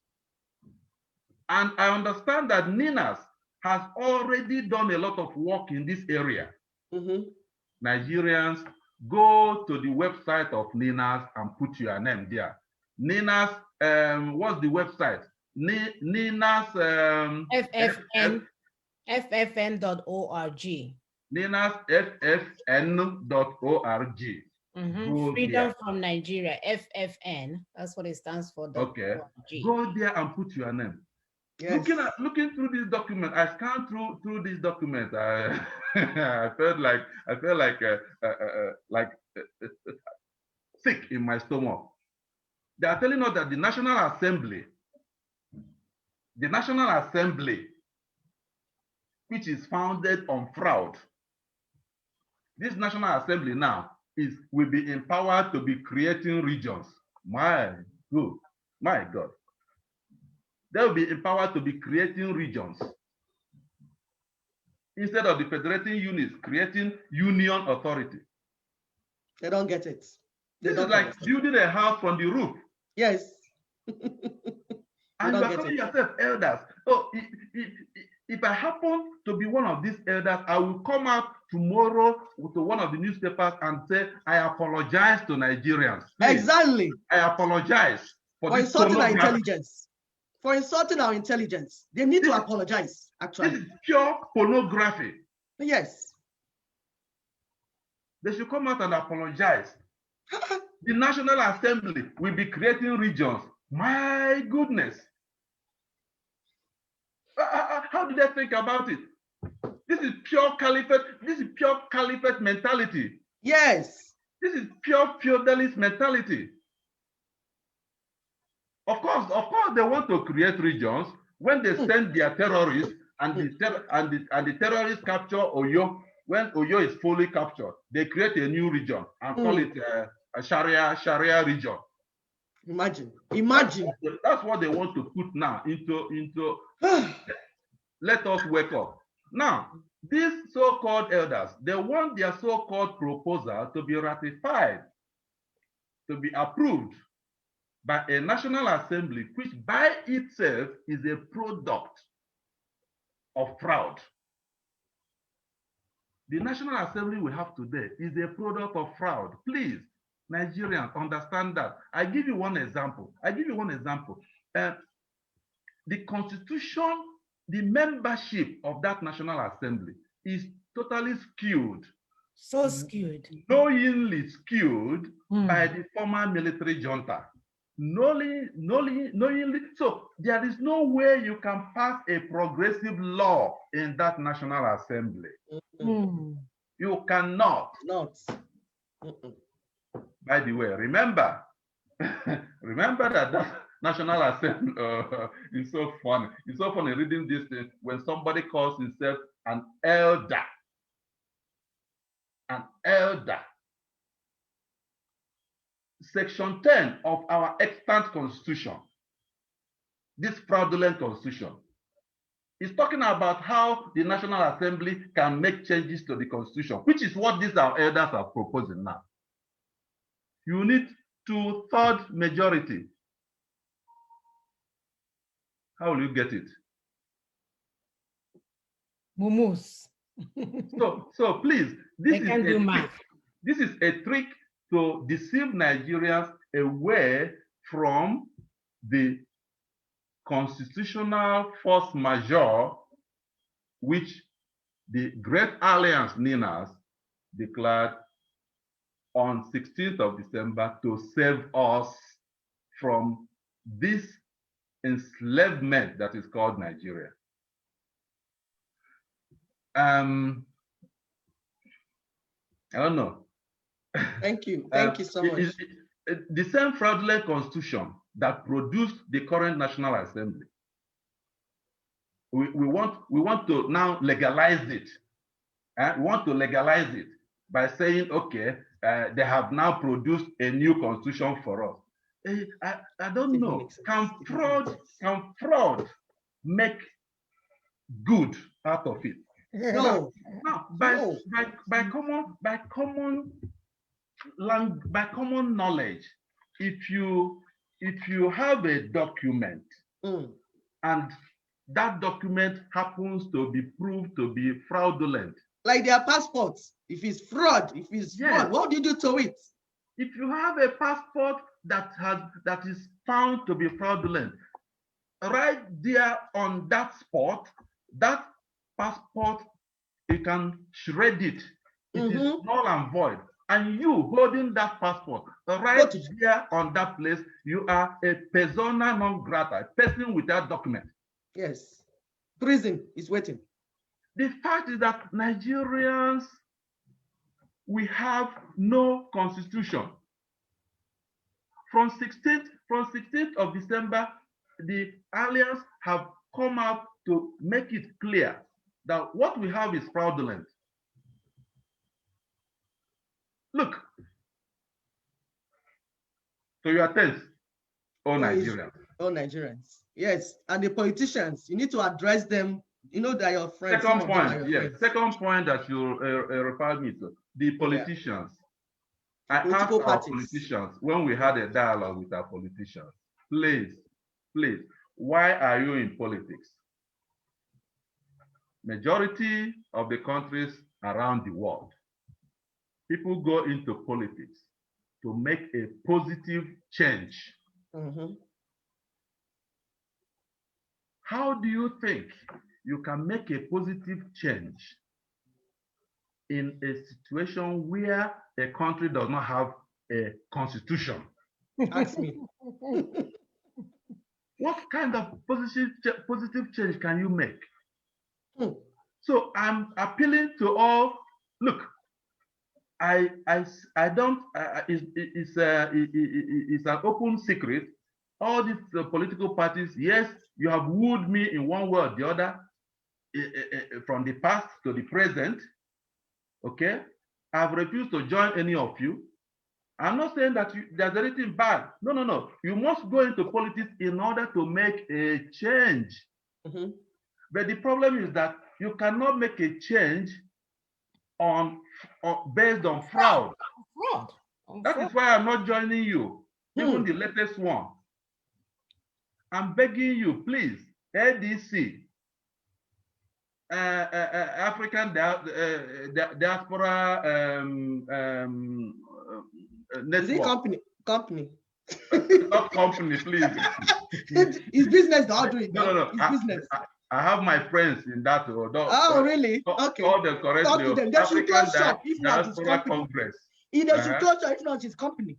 Because if it's not company, they will not be doing business with our lives. Talk to them. They want to bring about positive change. Okay. They want to bring about let the change begin with constitution. Let the change. That's why APC in 2015 told us they are bringing about positive change. They said that we are going to do restructuring. Don't forget, it was there in their manifesto, which they deny. So I'm calling on our dear APC people. I'm calling our dear African Diaspora Congress people. I'm calling on our dear PDP people. I'm calling our dear Yes people. Is my man that formed the Yes party. Yeah, that will show you that. I'm calling on all of you, please. You cannot make the positive change that your heart wants to make. I know that you want to make a positive change. I know how your hearts are beating. I know that you love your country. You want to make a positive change, but you cannot make that change because there is the extant constitution.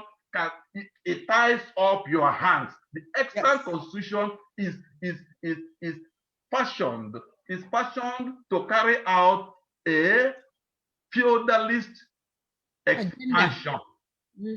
There's no way you can make a positive change. So let us build from the, I'm begging you, my good friends in all political parties, stop everything that is geared towards federal elections of 2023. Stop every action. Start a new action. All that you have mobilized, go to the website of NINAS, put all your members into the database. Mobilize your people to join hands with the Great Alliance. The indigenous. Mobilize your grassroots to join hands with the Great Alliance to start creating regional constitutions. people's constitutions. Go to the grassroots. Referendum number one at the grassroots level. After that referendum, where the people themselves agree on their own constitution. Then we talk of referendum number two, where the people now can say, I want to federate with Mr. A or B. Exactly. Please, the United Nations is there to help us. Political parties, I beg you, stop every activity that is directed towards 2023 election. Please, you are all my friends. Please. Thank you. Thank you so much. Thank you so much, engineer. We appreciate you.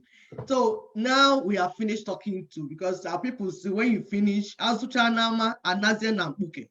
we are Igbos, so we want to go to the Mpuke. We want to go inside. You see, Igbos in diaspora, they want to go home.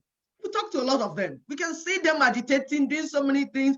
I want to go home. It's obvious Igbos scattered all over the world are tired of roaming about. They want to go home. They want to go to a place, a befitting home, a home they can be proud of, a home they can proudly say, this is my home.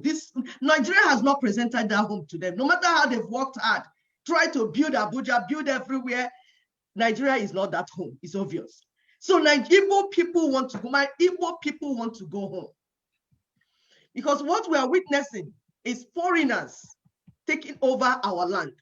Foreigners taking over everything that we ever call our home.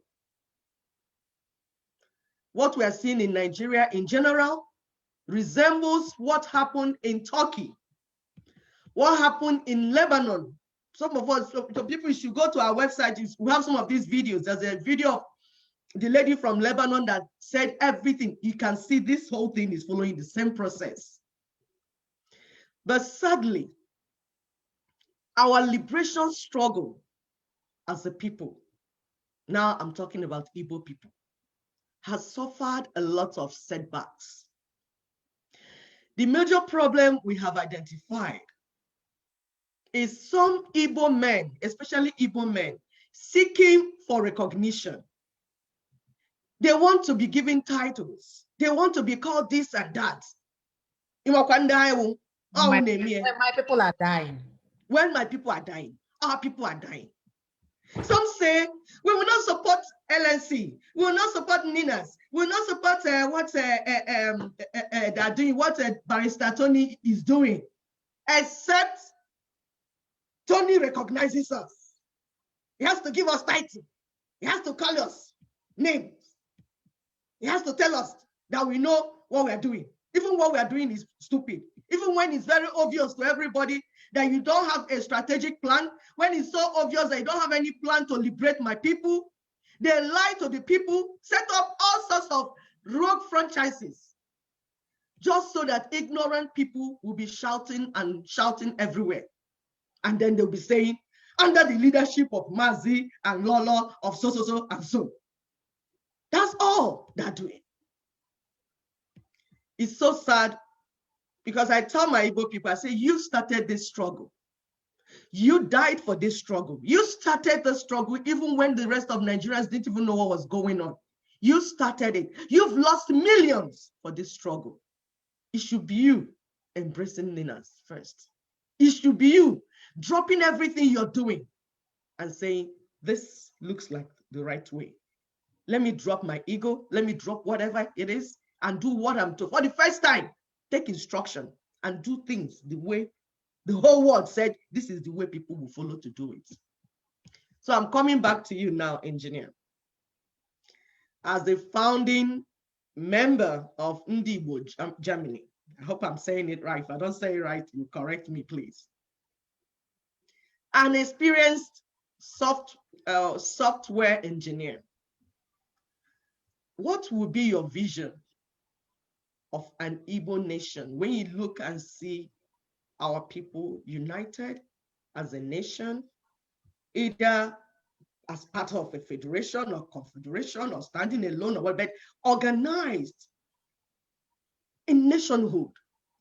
When you look and see that vision, please, can you take our viewers into your world for us to see what you're seeing. Thank you. Thank you.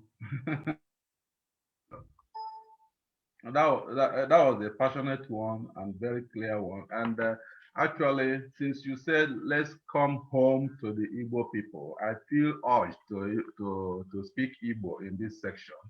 M ga-asụ ya n'onu ndị be anyị ka ndị be anyị na-agwa ghọta ife na-agwa fa. Maka okay, hold on, engineer, please. Viewers, please. We will come back to you. Please do not log up. Please, please, please don't. It's going to be short. He will just say it short in Igbo and then we say, because we are saying we're indigenous people. Because when we're saying these things, people need to understand what we're saying. We're indigenous people and we have a language. And that language is called Igbo language. So we want to address our people in our indigenous tongue. It's so important to us. Please do not log out. Just hold on. We would translate what he said. It's going to be brief, and then we'll go back to English. Please. Yes. Even ji sị ka m sụọ ya n'onu ndị be anyị bụ ka ndị mmadụ ghọta na anyị nwekwa n'asụsụ nke be anyị. Anyị nwere asụsụ nke be anyị. Onye a na-asụ ife a adị m arọ 19 wee rapụ obodo anyị. Elubere m oru arọ wee rapụ anị anyị bụ Naijiria wee gawa obodo oyibo. Mana aka m na-asụ Igbo, na-aghọta inu Igbo. Ụmụ m na-asụ Igbo, ụmụaka nwụrụ n'obodo oyibo ebe a anaghị asụ Igbo. Ndị be anyị tetanụ n'ụla. Tetanụ n'ụla. Ife na-emebinarị anyị o. Ọ bụrụ na anyị ebinyero nyụkọ mamịrị ọnụ kịta, tupu anyị aghọta ife na-eme, ụmụ anyị ga-abụ ndị na-ekpe alakụba. Ụmụ anyị ga-abụ ndị na-ekpe alakụba. Ka m gwa unu eziokwu, etu esi pawelu anakọla obodo gbaa bịagodi abụrụ ife n'ime ọfịa. Esifa n'ime ọfịa anaghị alịpụta obele obele.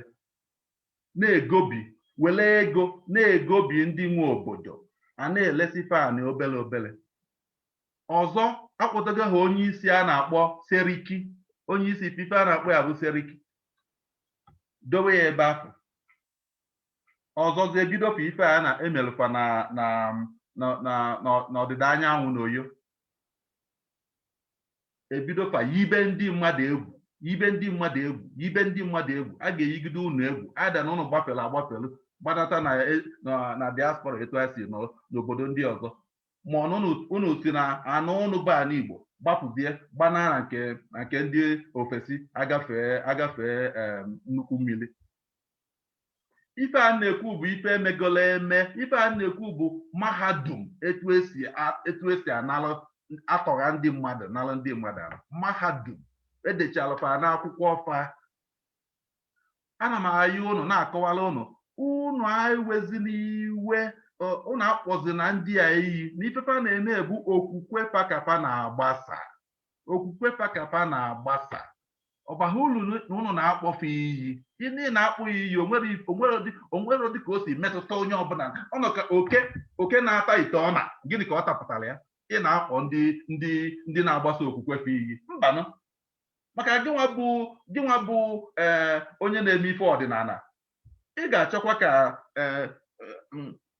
agbata obi gị na-eje ụka. Ị ga-achọ ka ọ kwụsị ije ụka ka o so gị mere ife ọdịnala. Yes. Ọ ya nọ. Ofu ife afọ gị nwa bụ onye na-aka ụka nke Kristi. Ị ga-achọ ka agbata obi gị na-eme ife ọdịnala ka o so gị jebe ụka. Ya bụ ife a ndị ugwu na-eme bụ okwukwe fa ka ha na-agbasa ya n'ụzọ esi kụziri ife isi gbasa okwukwe. Egbe na mma. Ife a kụziri fa. Anyị nwa bụzi ndị be anyị ife a na-ekwu kịta. Ị ga-anọ na mmiri ncha abaa gị anya. ị ga-anọ na mmiri na-eme n'ịnọ Lagos n'ịnọ Kaduna n'inwere ụlọ ebe a nwe ụlọ ebe a nwe ụlọ ebe a abịa nnakọrọ ya n'Igbo ọkwọ ebe olugolu na ọkwọ ebe olugolu nke a mụ na gị na-akpa nkata olugokwa ebe ahụ onye ma m na ndụ niile na obodo oyibo mana mbụ akwa m ị ga-afụ akwa nke bụ akwụkwọ ndụ na okpu akwụkwọ ndụ nọ Naijiria ka eji malụ m nke a m na-ekwu kịta kpọọ m Naijiria m ga-aza mana Naijiria apụtara na ndị mmadụ ndị obodo ndị Igbo ndị Hausa ndị Fulani ndị Yoruba na ha na-ewerezifa mba Naijiria bụ na onye Igbo ga-asụ nwa Igbo na onye Igbo nwere be ọ na-abụ n'oji olu oge a na-agba emume ekeresimesi ebe ọ bụ na onye Igbo nọ ọ na-eme gịnị ọ chọba ụzọ ọ ga-esi na-abịa ịnatalụzi ebe gị ọ bụrụ na ndị rapụ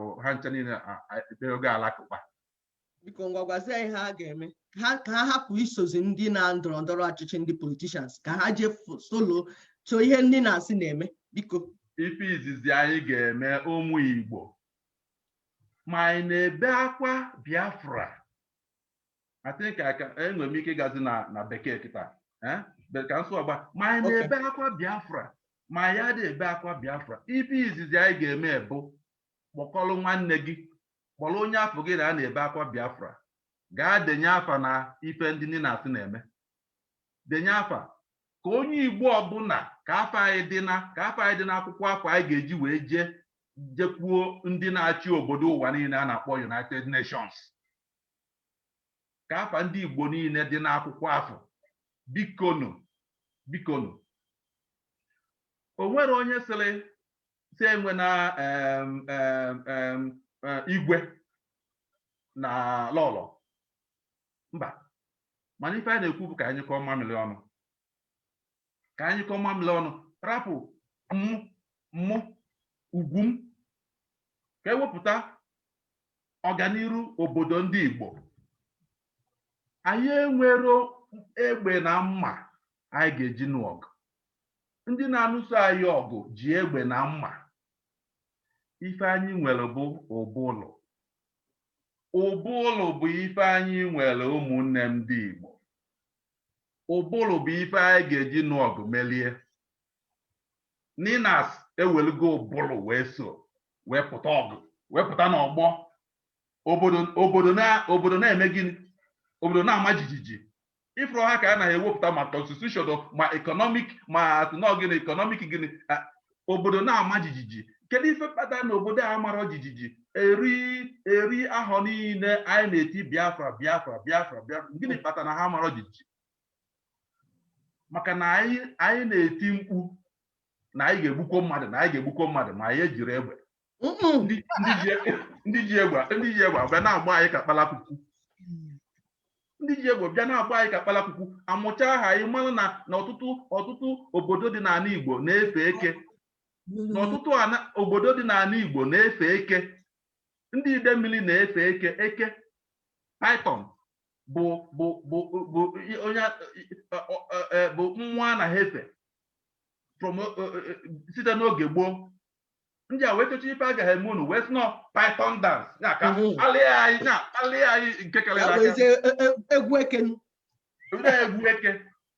eke afọ na-efe ka aja gbaa eke afọ tọtọ ka gbaa ya tọtọ abata ha na-agba ụmụ anyị tọtọ maka gịnị maka na anyị tụrụ ọnụ baa mba si na nkwe ka ọ ya adị eje m Abuja bete isi onye na-achị obodo ọ ihe maazị kwulunu ya bụ ihe na ya unu ka anyị kwụsị ife ndị bekee na-akpọ recklessness ka anyị kwụsịnụ biko ife ndị bekee na-akpọ recklessness ka anyị kwụsị dị na-ekwu okwu enweghị isi na ọdụ ụbụlụ bụ ife anyị ga-eji n'ọgụ a melie ndị nni na-asị ewelugo ụbụlụ wee bata n'ọgbọ njiji na-eji sokọọ n'ọnụ bikonu sokọọ n'ọnụ anyị niile ndị nọ na diaspora nọ na otu dị iche iche na-ekwu maka Biafra biko sokọọ n'ọnụ tinye n'aka n'ife ndị na-asị wepụta.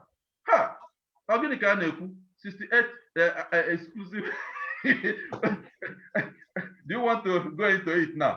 No, go ahead. I'm just sharing while you're talking. Go ahead. Very good, very good. Put it on the website. So what I am saying, I can go now into English. What I'm saying, if the reason why I spoke Igbo is to let the world know that yes, I have been a top-notcher Nigeria, and I still remain. When I say Nigeria, I mean a confederation, a federation of independent peoples who want to develop. If we get such tomorrow, please, but before we can get that, before we can get a true Nigeria, there has to be true indigenous peoples. The Igbo people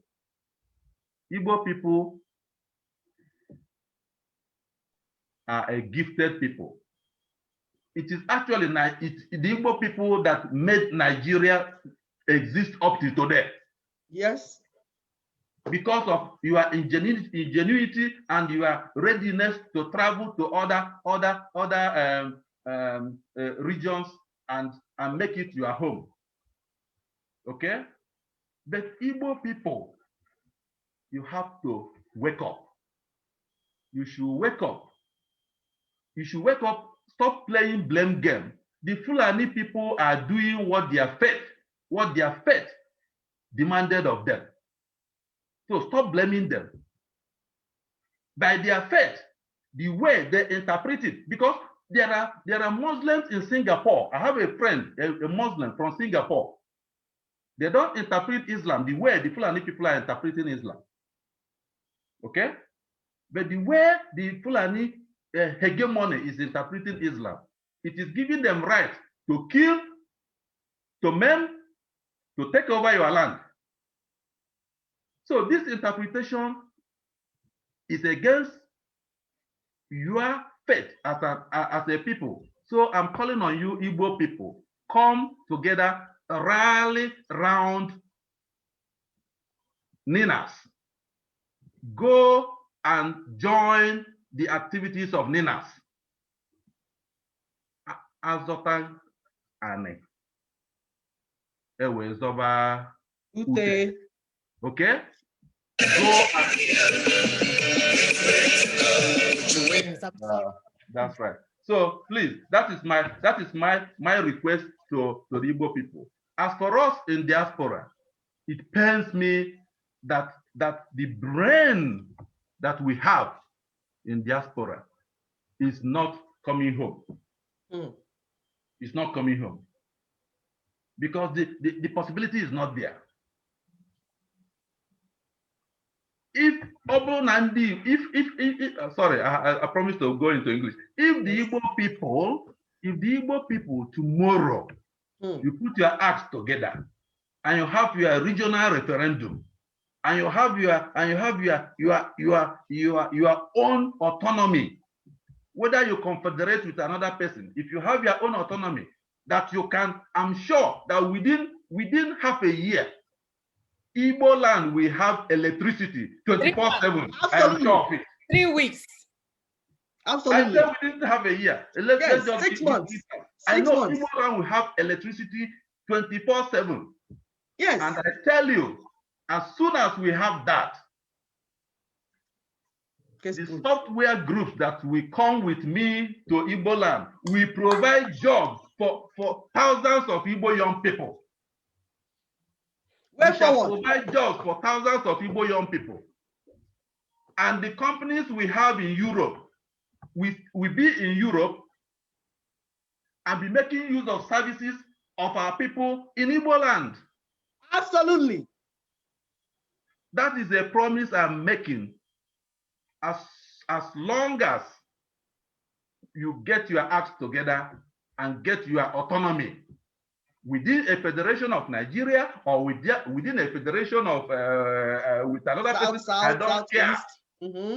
But you get your autonomy and you get a working system so that we can build our power stations and we can build our transport power and transport. These two things. The rest, making Igbo land software savvy, making Igbo land IT savvy, making Igbo land a hub of Silicon Valley. A Silicon Valley. Yes. Leave it to us. Doable. We have people. We have people. Leave it to us. That's what I can say on that. Yes, and then we're able to even export it to neighboring countries in Africa. Africa will open up. Why would the world be a better place? No brainer, my sister. That's why it's so upsetting that these people are wasting our time. Tell them that we're almost at the end of the tunnel. They are wanting to form another group and say this group is doing. Anybody that is doing anything for our people must provide that information for our people to read and see if we want to move forward. You no longer get to come on the radio and shout what you're going to do and what you're not going to do. Just the same way LNC did and brought out their strategies and show us how we are going to go from point A to, so me, go back to school. You don't get to rule my people. So start from point A to point B and how you're going to take us to a final destination. No more emotion, no more screaming, no more blackmail, no more sabotage. It must be done right because we are capable of doing things right. Let me add, please. You can stop me anytime. There is a phrase. There are phrases that I usually use. I say, ignorance is a disease. It's a killer. But arrogant ignorance is a poison. It is. Do I have 2 minutes? Let me tell you another story of my life. Should I go on? Yes, please. When we came to study overseas, in the country we came to study, the people were very friendly, but there were skinheads. There were skinheads who were racist and who were making trouble with foreigners, with black-skinned foreigners. Okay. Now, but before then, I'll tell you something. When I discovered that there is this danger of skinheads attacking you, they attacked one of the Africans there, and he got into Bashir. When I discovered that, in my hostel, I happened to be the prefect. They have something like that, you call prefect of the hostel. I happened to quickly become the prefect of the hostel as the time was going. By the time this attack was done on one of the Africans, do you know what I did? I negotiated with the university that I saw that in the basement of the hostel, there were some halls which were not being used. I negotiated and got a key of one of the halls. I used my money to buy dumbbells for doing gymnastics. Okay. I bought springs for doing push-ups. I bought these things. I bought a punching box, a punching bag for training in boxing. I started training myself to be fit so that if anybody touched me on the street, I will be able to defend my life. And as I started training, other students got interested. They wanted. So I created a roster for them to be training. But I reserve my time. My time is holy when I'm there, because I bought the things with my money. Okay. Now, that is the preamble of this story. One day, we are riding from the underground, what you call in the US, what do you call it? Underground, right? In UK, you call it metro. In Germany, you call it U-Bahn. We are riding from underground on escalator to the surface. And beside me was a young boy of 6 or 7 years old, was standing beside me. And then further is his mother. So I was looking at the advertisements on the wall, and this young boy quietly ran his finger on my hand, as our hands were on the rear. He quietly ran his finger on my skin and then looked at the finger. He didn't see dot. Then he looked at me. I pretended that I didn't feel anything, but I saw what he was doing. Then he ran his finger a second time. So as he was about to look, the mother discovered what he did.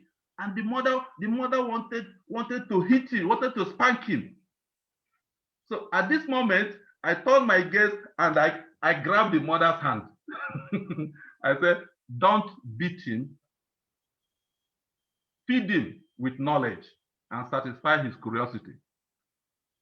So I told the boy a big story, why we were black, in the way that he will understand, a 7-year-old boy. I told him a good story why we were black. And by the time we came out to the surface, we became friends. The mother was so happy, okay?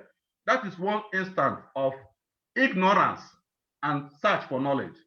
Another instance, I was coming from the library alone in the evening. Yes, they call me Bukru. I was coming from the library, and 2 men, Oyibo men, followed me. Hey, nigga, where are you from? I did as if I didn't hear. One said to the other, look at this man, look at this fool, look at this nigga. He's pretending that he didn't hear. They came nearer. Hey, you nigga, where are you from? I said, oh, were you talking to me? Yes, you mother nigga. Yeah, he added the other one. You mother nigga. Yeah. He said, I increased my pace. I increased my what? My pace. I said, oh, okay. I said, I'm from Cuba. The other one looked. The one looked at the other one looked at him. No. This idiot nigga, he thinks he's wise. He's telling us, we know all the Cubans in this area. You are not from Cuba. As you read that thing, I tripled my pace. My hostel was already about 50 meters away. So what? As they saw that I tripled my pace, they started chasing me. I sprang like a bullet. And in a split minute, I was inside the hostel. As I entered the hostel, I threw away my bag, and then I turned. You motherfucking nigga! You think you're wise? We're asking you a question, and I said, you call me a nigger again, and you are dead. Hey, the other one said, what did you say, you fool? I said, you call me a fool again. You are dead. Before I knew it, there was a heavy blow running to hit me on the back. And I dived, and with my knee, I gave him a jab. I gave him a jab on the chest. And with my left hand, I gave him a sledgehammer at the back of his head. And he was on the floor. And then I started attacking the second one. The nigga has done it again. As I was shouting, other students came down, and they had to call ambulance and police. The police came and took statements and helped these unfortunate assailants of mine to take them to the hospital. What is the difference? These people, they were also ignorant. They needed knowledge. Like that small boy, he was ignorant, he needed knowledge. But these two, they were arrogantly ignorant. Arrogantly ignorant. They assailed me, they didn't know my capacity. And me, before then, knowing that the environment, that there are skinheads, when they attacked one, I started building up my capacity. I started building up my capacity to defend myself, okay? My people in the Southeast, we all want self-determination.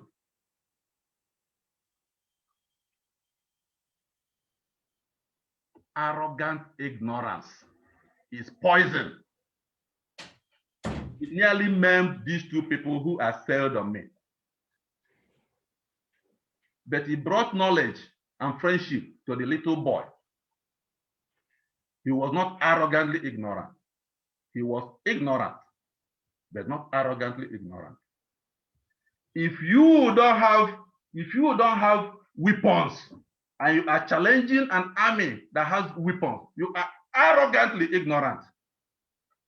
And it is costing your lives. This is what you will use to fight. And there is even no battle, because this federation that is fraudulent has been declared null and void by the contention of the peoples. The peoples of Nigeria have come out open to say that this constitution is null and void. So what you will do, if you are shouting Biafra or you are shouting whatever, what you will do to make sure that nobody is going anywhere to say he's representing you under the fraudulent constitution again. Absolutely. Tell your people in politics to close shop. Yep. As I'm begging the people in politics, close shop for the sake of your people, for the sake of your people. Close shop. And those who are crying for self-determination, for freedom, tell your politicians to close shop. They are your neighbors. Tell each person, if my neighbor is in APC and I go and tell him, look, if I hear you doing convention, you and me, we shall put leg in one trouser. He will think again. He will say, why? I will tell him, because what you are going to renew a constitution that makes me slave. This is what we shall be talking about. Yep. And in Igbo land, in Biafra land, remember, Biafra land is not the same thing as Igbo land. We have to be very careful about that. So you might be creating the best confederation in that place. And I believe that NINAS and Lower Niger Congress, they have already studied all these things. 21 years in making, Right. So please, let us stop doing reckless actions. Let us stop showing arrogant ignorance. It is costing blood, a lot of bloodshed. Thank you so much.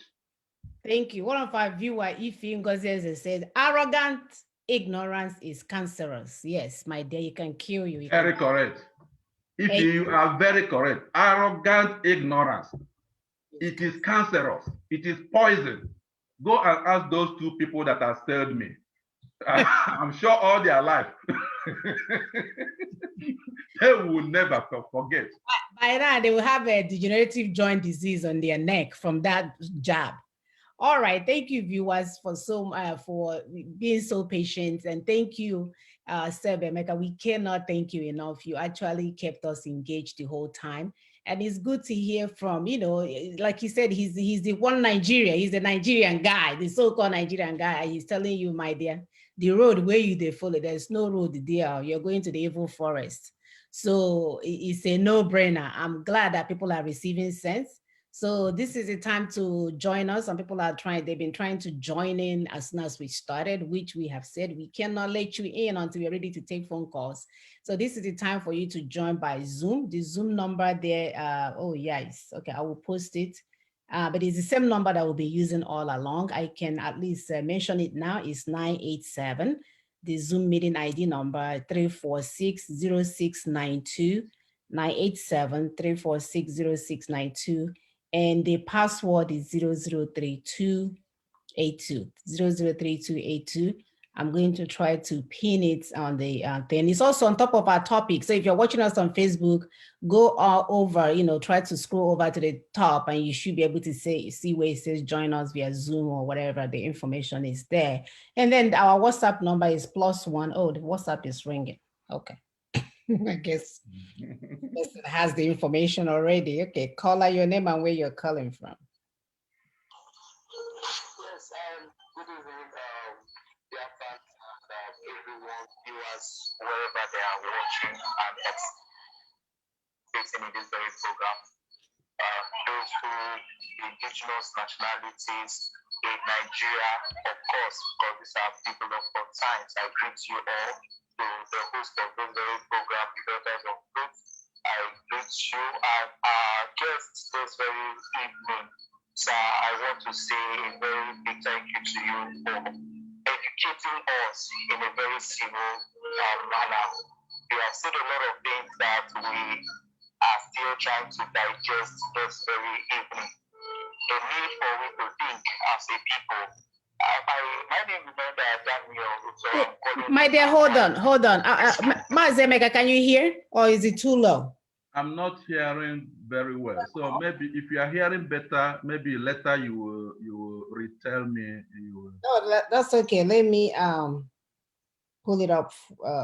Make sure the volume is maxed out. Gee, are you still there, Daniel? Yes, I'm here. Okay, my dear. Hold on. Let me fix the volume on this.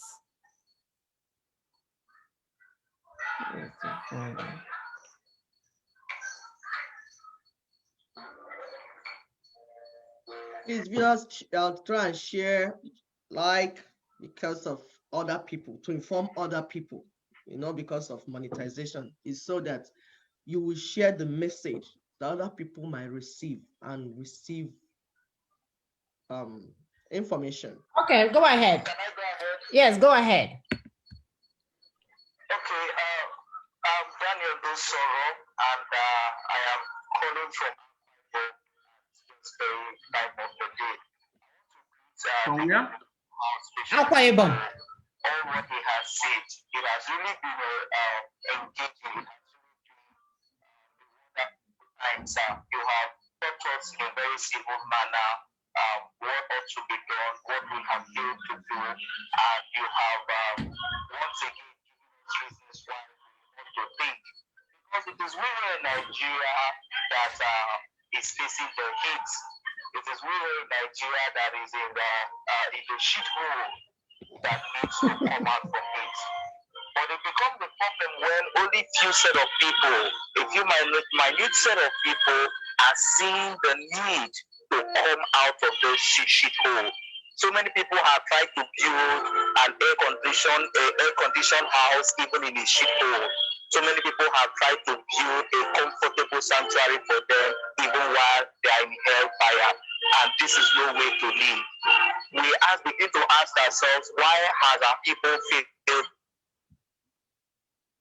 What is stopping our people from thinking? What is stopping our people from asking questions? Many people want to leave Nigeria today. A lot of people, even I included, want to leave Nigeria because it is not conducive. But the question we fail to ask ourselves, why have we not been able to do what is necessary to make our native land to become the Canada, the America, the UK that we dream of traveling to?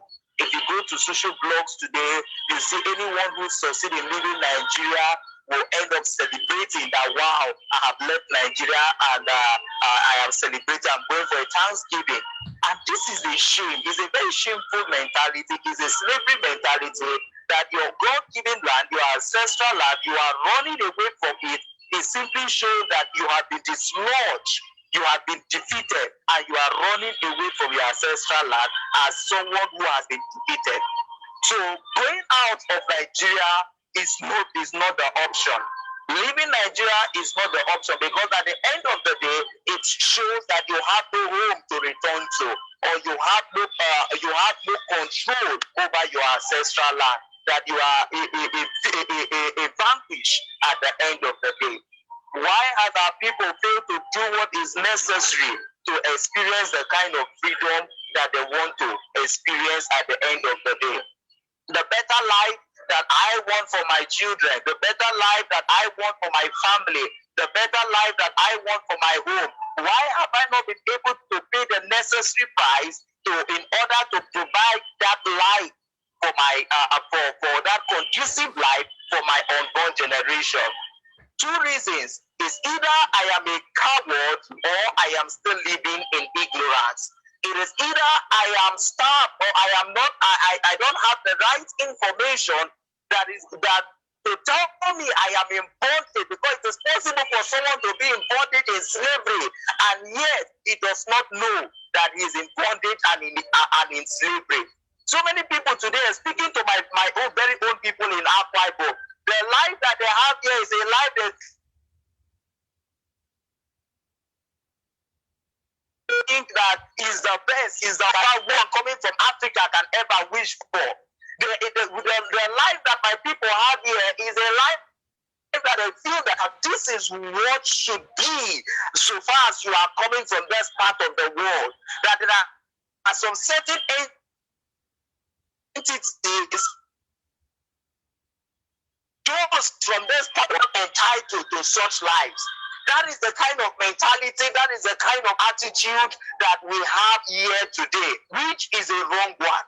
This is why opportunities and platforms like this come up to educate, to sensitize our people, to give us the opportunity to think, to give us the opportunity to reason that at the end of the day, we will be able to liberate ourselves.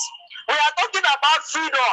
There have to be a unanimous agreement of those that are under slavery to want to live. We can't have a minute set of people talking about freedom whereby the general population are not really concerned about it. You are in Germany, sir, and you are talking about how indigenous nationalities in a shithole will be free. This should be Nigerians on this platform talking about their freedom, consulting you about their freedom, trying to appeal to you to join them, trying to appeal to you to lend your voice to them. But the otherwise is the case. You are the one appealing to those who are in hell to see the need to live hell. Oh. So this is the kind of society we find ourselves. This is the kind of, so sometimes you just wish everyone dies and go. Sometimes you just feel frustrated that things are not really going to work out, because how do you deliver a man who has not seen the essence for it? How do you set free someone who has not seen the reason? Because you look at, we have millions of people, indigenous nationalities in the ethics, the Anna, the Ibibios. But in this millions of populations that you have, they are comfortable at this spot, and they are comfortable at where they are. You know, I was telling someone today that, do you know that even my own people are not lending their voice on national issues? The whole saga of herdsmen here and there is no sociocultural group in my own state that came up to lend their voice, to give a stand. So it is just as if we are in a separate world out of what is happening. And I said to them that, look, this is what is going to come happen, that we are going to be taken unaware at the end of the day. We think maybe what is happening to the Igbos. We fail to understand that these are the walls, these are the walls of China that we have in the eastern region that is safeguarding the whole eastern region. The moment the Igbo land is overrun, we are done. We are gone, because we are living in ignorance. We are unprepared. We are not even aware. An average young man in my very own place today is unaware of what is happening, unaware of national discourse, unaware of situations on ground. So how do we now go about this? Right. How do we try to salvage this situation whereby people are still unaware of the reasons for freedom? The rights of the citizens' rights are no longer taught. Citizens' rights are bastardized. Even lecturers that are supposed to teach this do not know their right because it has been suppressed. You know, do you know that it is stupidity for you to talk about going for strike in order to ask for your salary from federal government. But this is what lecturers do in the contraction we are today. You are entitled to your pay. You are not even expected to go to strike. All you should do when the federal government refuses to pay you, to pay attention to the financial crisis in the educational sector, is to approach the court. In a civil society, approach the court, and the court will compare the federal government. But this is not happening. So now, lecturers that are being suppressed in the contraction we find ourselves, how do they now extend the knowledge of civil rights to those who they are teaching? So everywhere has gone wrong. Everywhere is wrong. So those who seem to be aware, leverage on this opportunity to extort from those who are yearning for freedom, people like me. They use this opportunity to extort from even the same minute set of people that have come to the knowledge have been extorted, have been made to live to have false hope at the end of the day. So many get discouraged like me, many tend to pull back like me, many tend to see the hopelessness in their struggle, many now see the alternative of being in the shithole as all that they have, how to just grow old and die in hell. This is now the plans and goals of many in Nigeria today, how to grow in this society and die in it. This is the level of hopelessness. We talk about political parties telling them to close shop and door. They are not going to do that. PDP is not going to close shop.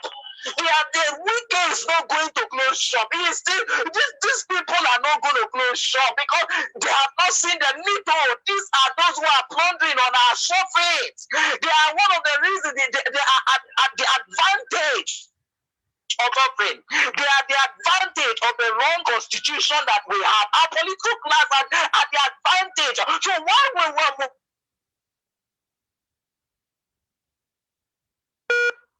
what reason when they are benefiting from all of the evil that is being meted on the people today? We talk about herdsmen crisis. The Bayelsa people, so there is a news this very evening, someone was stabbed by a herdsman in Bayelsa. If you had told the Bayelsa man to prepare before now that the Fulani is coming for him, he would not. He's not prepared to do so. They are fighting to protect pipelines, to safeguard pipelines. So, okay, the day a herdsman is going to invade our Ibom and start killing our people, that is when they will know, wow, it has come. So by then, their bushes and forests have been overrun. And so we start looking for how we cross to Cameroon for becoming refugees. Because we have failed to prepare our house. So the consequences at the end of the day for our ignorance and negligence is death. That is the reason why I'm living today is because the death is being delayed a bit. It is because if I fail to do something, eventually my household will be overrun.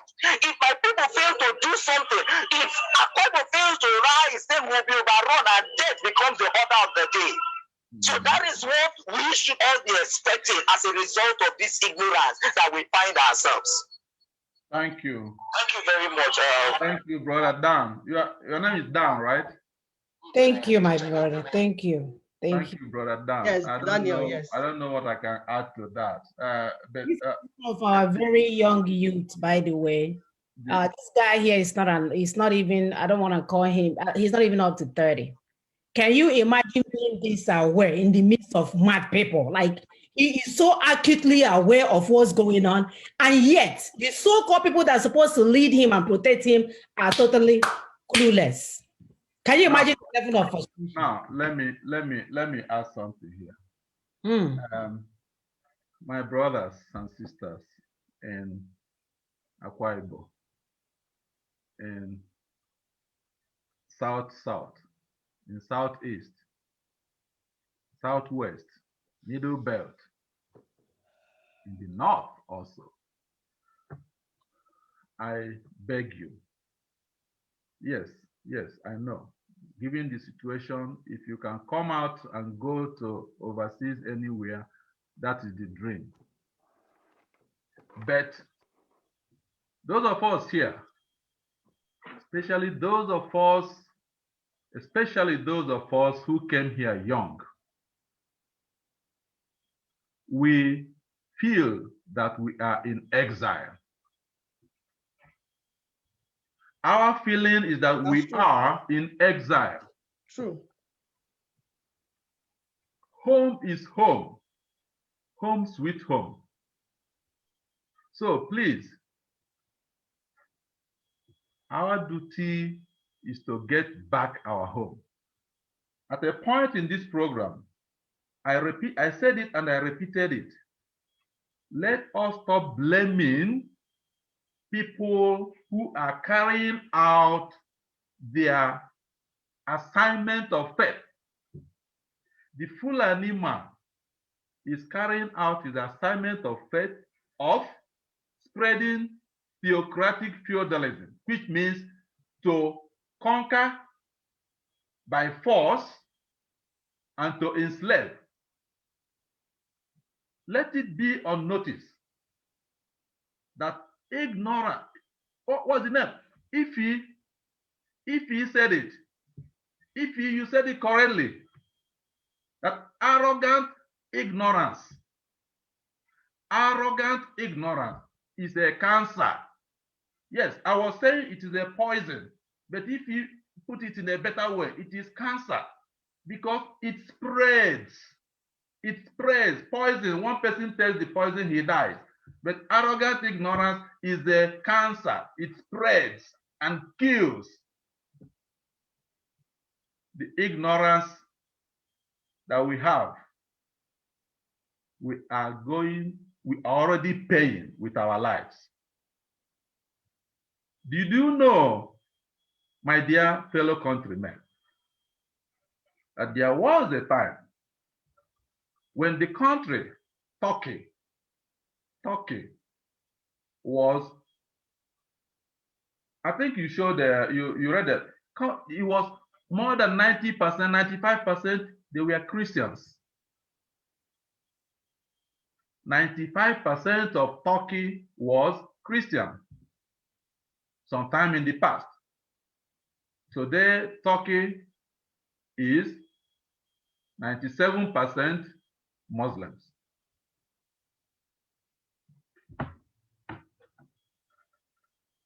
They were not converted by conviction. They were converted by necessity. Now, our president today, carrying out his assignment of faith, is converting Nigeria with the same method. Make them hungry, make them ignorant, make them amajiris.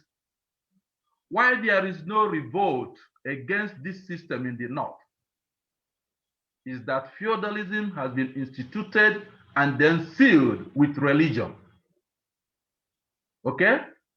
The Amajiris, if you tell the Amajiris that he should not go to beg food from the emir, he will tell you you are an infidel, you are insane.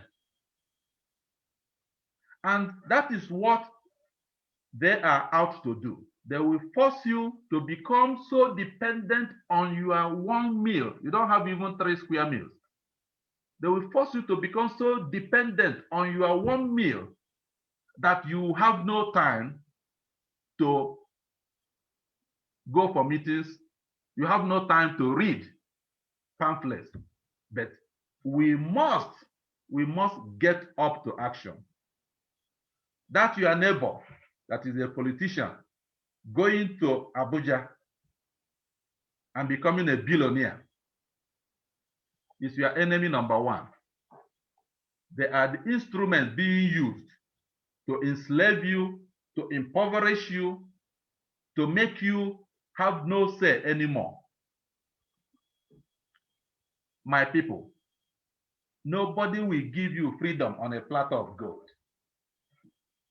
The alliance The NINAS Alliance has done all that needs to be done. This constitution is fraud. There is a case in the court. It has been there for several years.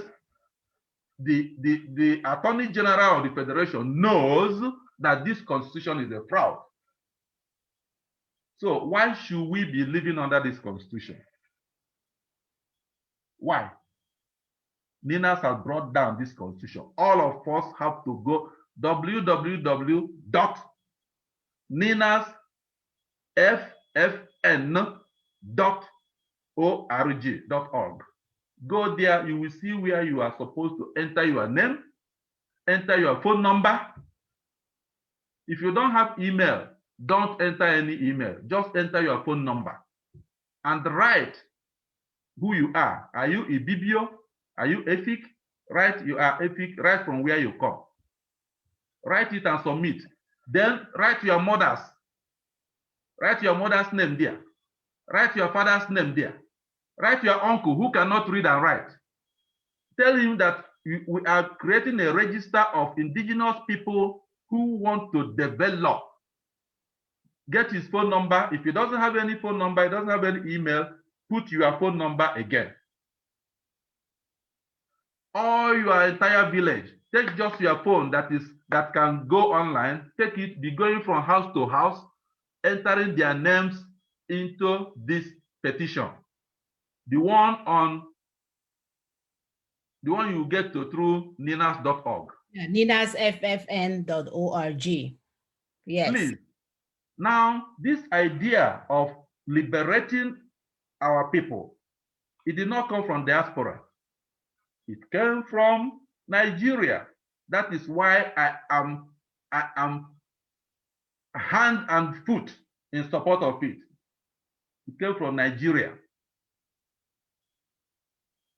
Tony Nnadi has been the brainwork behind this. I cannot stop clapping for him. I cannot stop learning from him. Thank you, Maza. It just, it's heartbreaking as a mother to hear one of our sons come and just pour it out on the show without even being emotional. But I just want to assure him that we recognize that they have been captured, that our people have been captured under the Fulani government. We know, we don't sleep at night. And that's why we are fighting night and day. Some people will say, oh, you guys are fighting on air. No. As I'm telling you now, somebody went and picked up 100,000 copies of constitutional force majeure, and they are on foot right now sharing it. So we are not playing. We are not on the show for 2 hours yabbing. No, we are strategists. But after this show, that's why we only come up once a week. We are running mouth and foot and heaven and earth. And we even told God, if you try to stop this, God, we will deal with you ourselves. Amen. If you call yourself God and you're somewhere, you think my people will continue to suffer from the day they come on this side to the day, then God will destroy you because you won't be our God. God doesn't want that. We have to wake up. We have to get up. We have to get up and do something. Those in the university, print, after reading, print pamphlets and distribute. When you are going to village, take pamphlets, go and distribute and start preaching to everybody. Enlightenment is what we need. Enlightenment. Tell them every person must put his name and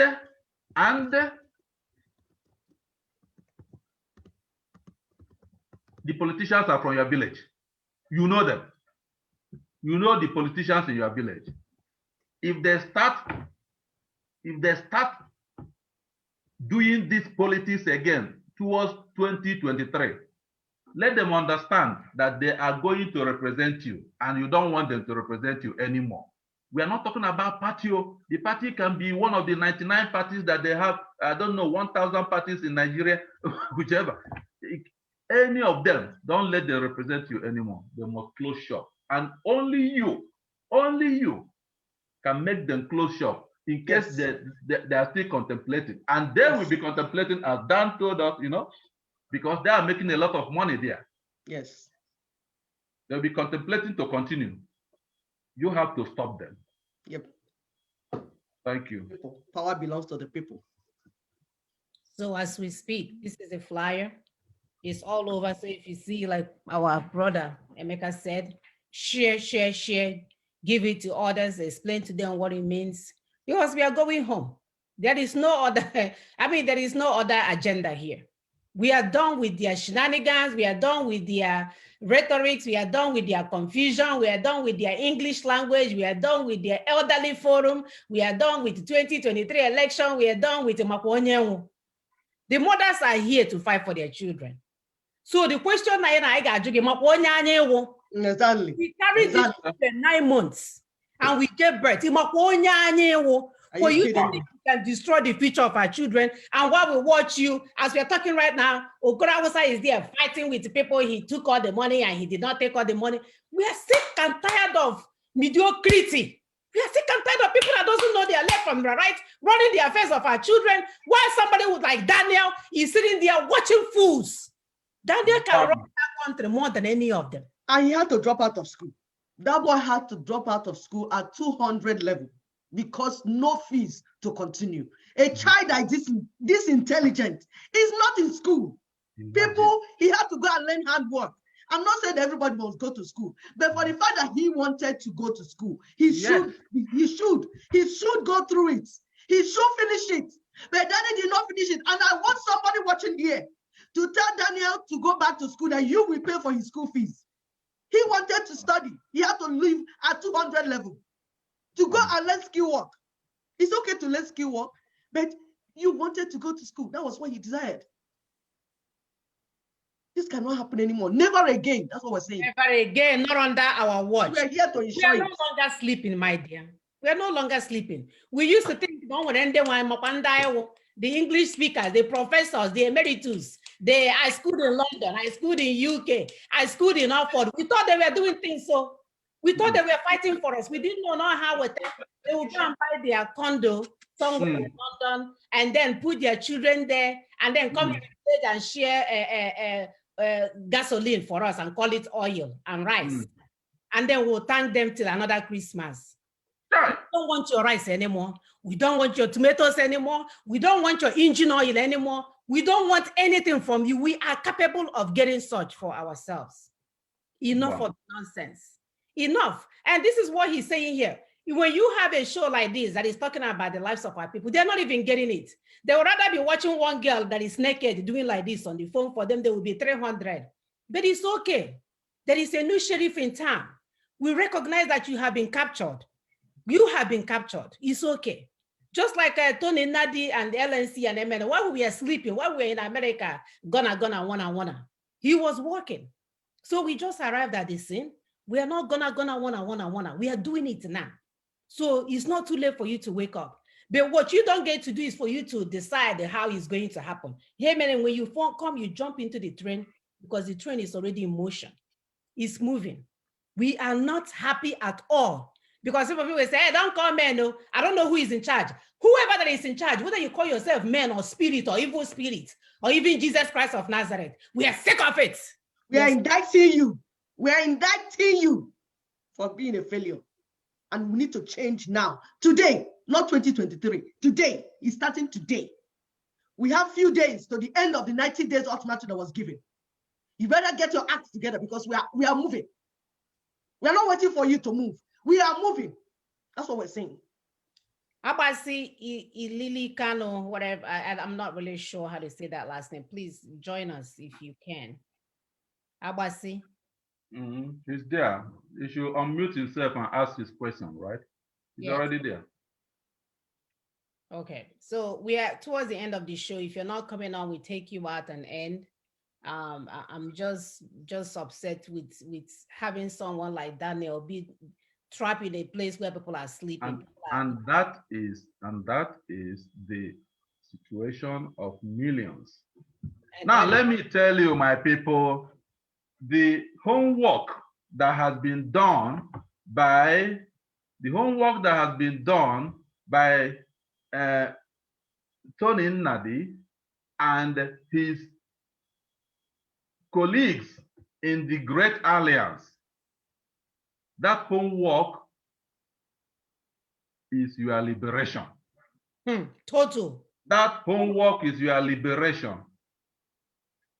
The NINAS has told the world on 16th of December that we have a constitutional grievance. Yes. And they have told the government what to do. The government is not doing it because the government, I've told you today, is carrying out his program of faith. We cannot continue blaming the government. Buhari is carrying out the grand script that his grandfather, Sir Ahmadu Bello, told him to carry out. And Sir Ahmadu Bello carried out the grand script that his great-grandfather, Othman Danfodio, told him to carry out. It is a thing of faith. Stop wanting them to think like you think. You are a Christian and you want him to think like you think. Are you normal? How should you want me? How should I be wanting you to think the way I think? I must be crazy now. Each person thinks his own way. Muhammadu Buhari is thinking the way is his faith.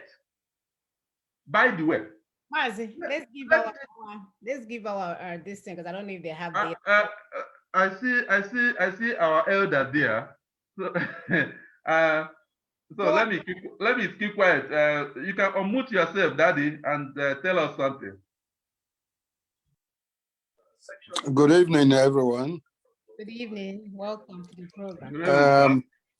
I'm Chief Isaiah Likan Abasi from Hamburg, Germany. You see, I've been listening to what you have been saying all the time and what the other fellow also said. But my own case is, like I said yesterday during the time of Tony Nnadi and Professor Albos yesterday, I think, and I've said this on several occasions, that we have been speaking a lot over this issue. What is needed is action. And I live by example. I've been in Germany going to 60 years here. And in my youth, I was a polling officer during the election of 1959 in Nigeria as a young student in grammar school.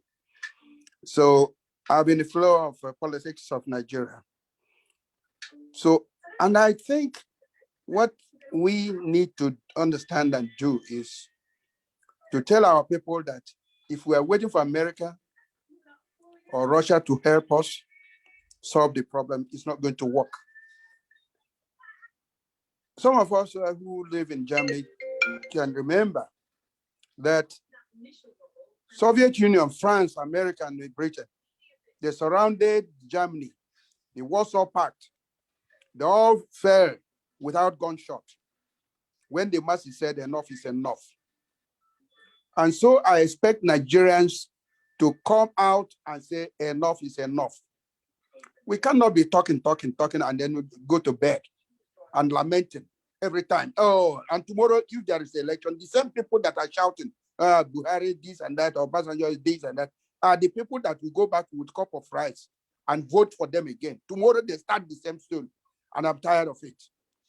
And I do ask, I have some political friends, senators and all this and that, but I do tell them, why are you keeping quiet? We have senior advocates. What happened in 2015 and 19 election? And yet you have lawyers because they are profiting from it. The senior advocates, some of them are my friends. And I asked, they tramp on the judiciary and you people don't do anything. You don't say anything about it. I asked one time, Secretary of the Commonwealth nation is a Nigerian. Where is he? He's not dead. I have ex-army officers in Igbo land, in Yoruba land, and Middle Belt. Where are they? And we are talking every day, killing and raping, and they're all keeping quiet as if they have ball on their mouth.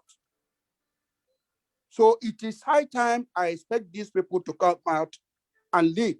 And the young ones will do the job. If you watch the BBC interview of my mentor and my friend, Chief Mbazika Mechi, the former first aviation minister of Nigeria, a few days ago, I was listening to it and he said, during our time, I was in forefront for fighting of Nigerian independence. Today, young ones should fight for their rights and for their future. So we must tell the politicians that stop talking about the election. Stop talking of Igbo presidency. We want this faulty constitution to be off before any other thing will be discussed. In 2014, there was a resolution reached at the national conference, awaiting the approval of the president. He did not do that. Jonathan did not do it for one reason or the other. Now the Buhari came in, the APC promised to do it. They didn't do it again. And now I read just a few days ago, somebody sending me that 41 states, from 36 states to 41 states, they are crazy, thinking that we're stupid. You sit on your table after breakfast and draft how many states, and is that not madness? And Nigerians keep quiet and listen to this type of trash.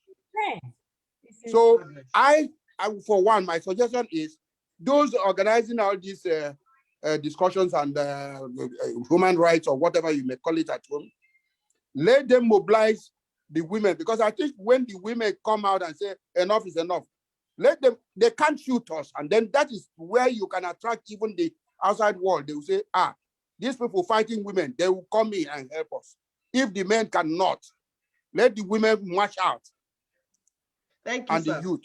That's my own suggestion. Thank you, sir. Yes, what you're suggesting has already been done at Owerri, and they shot the women. I and saw put it. all of them I in saw prison. it. So Great. we are not, we appreciate you, and we believe that it's time for action. And action started 21 years ago. That action has begun. So it's just that our people do not understand when we talk about action, what are we doing? Our people said,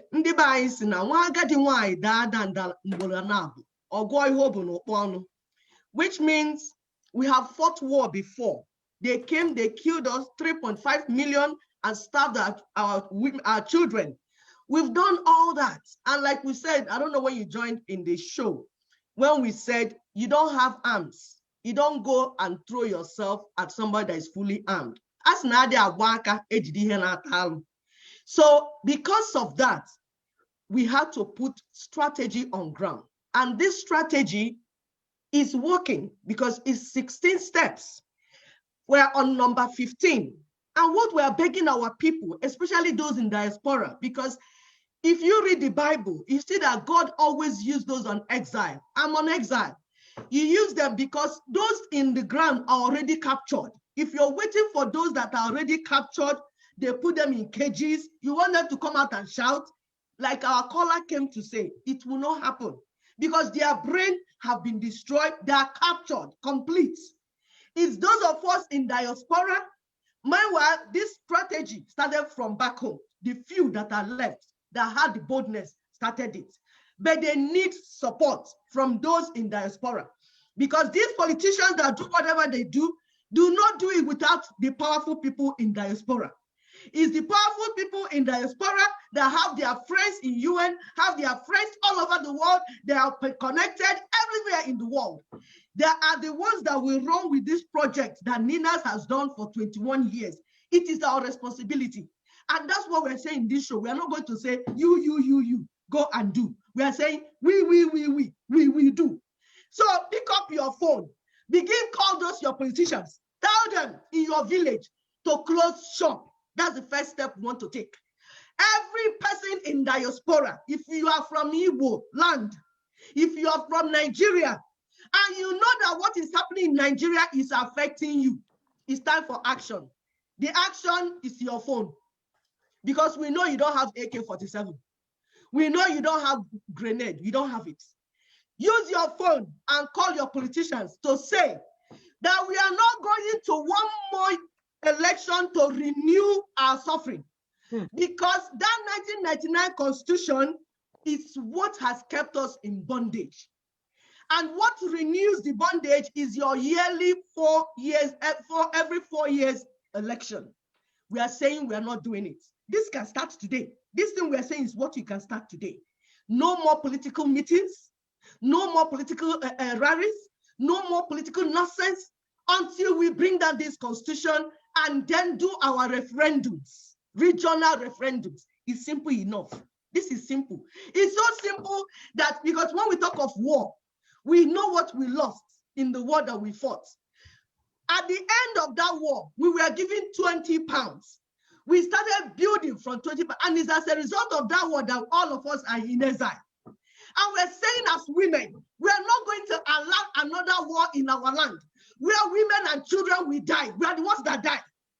We will not allow it again, and it's unnecessary. In 2021, not with 2007 UN protocol that is already in place. We do not need war. The action we are talking about is not war. The action we are saying is what you can do. Brain work. Call them, they stop all activities, and then we force. There's a picture that we have. We call it Domino 1 and Domino 2. We put all our pressure on stopping electoral activities, everyone, and then the constitution will collapse and the nation will collapse. It's the domino effect. We can do it. We're intelligent enough to do it. And we're the ones sponsoring out these people. These politicians, we sponsor them. We give them money. Is that the job they're supposed to do? It is our responsibility. Let's begin now.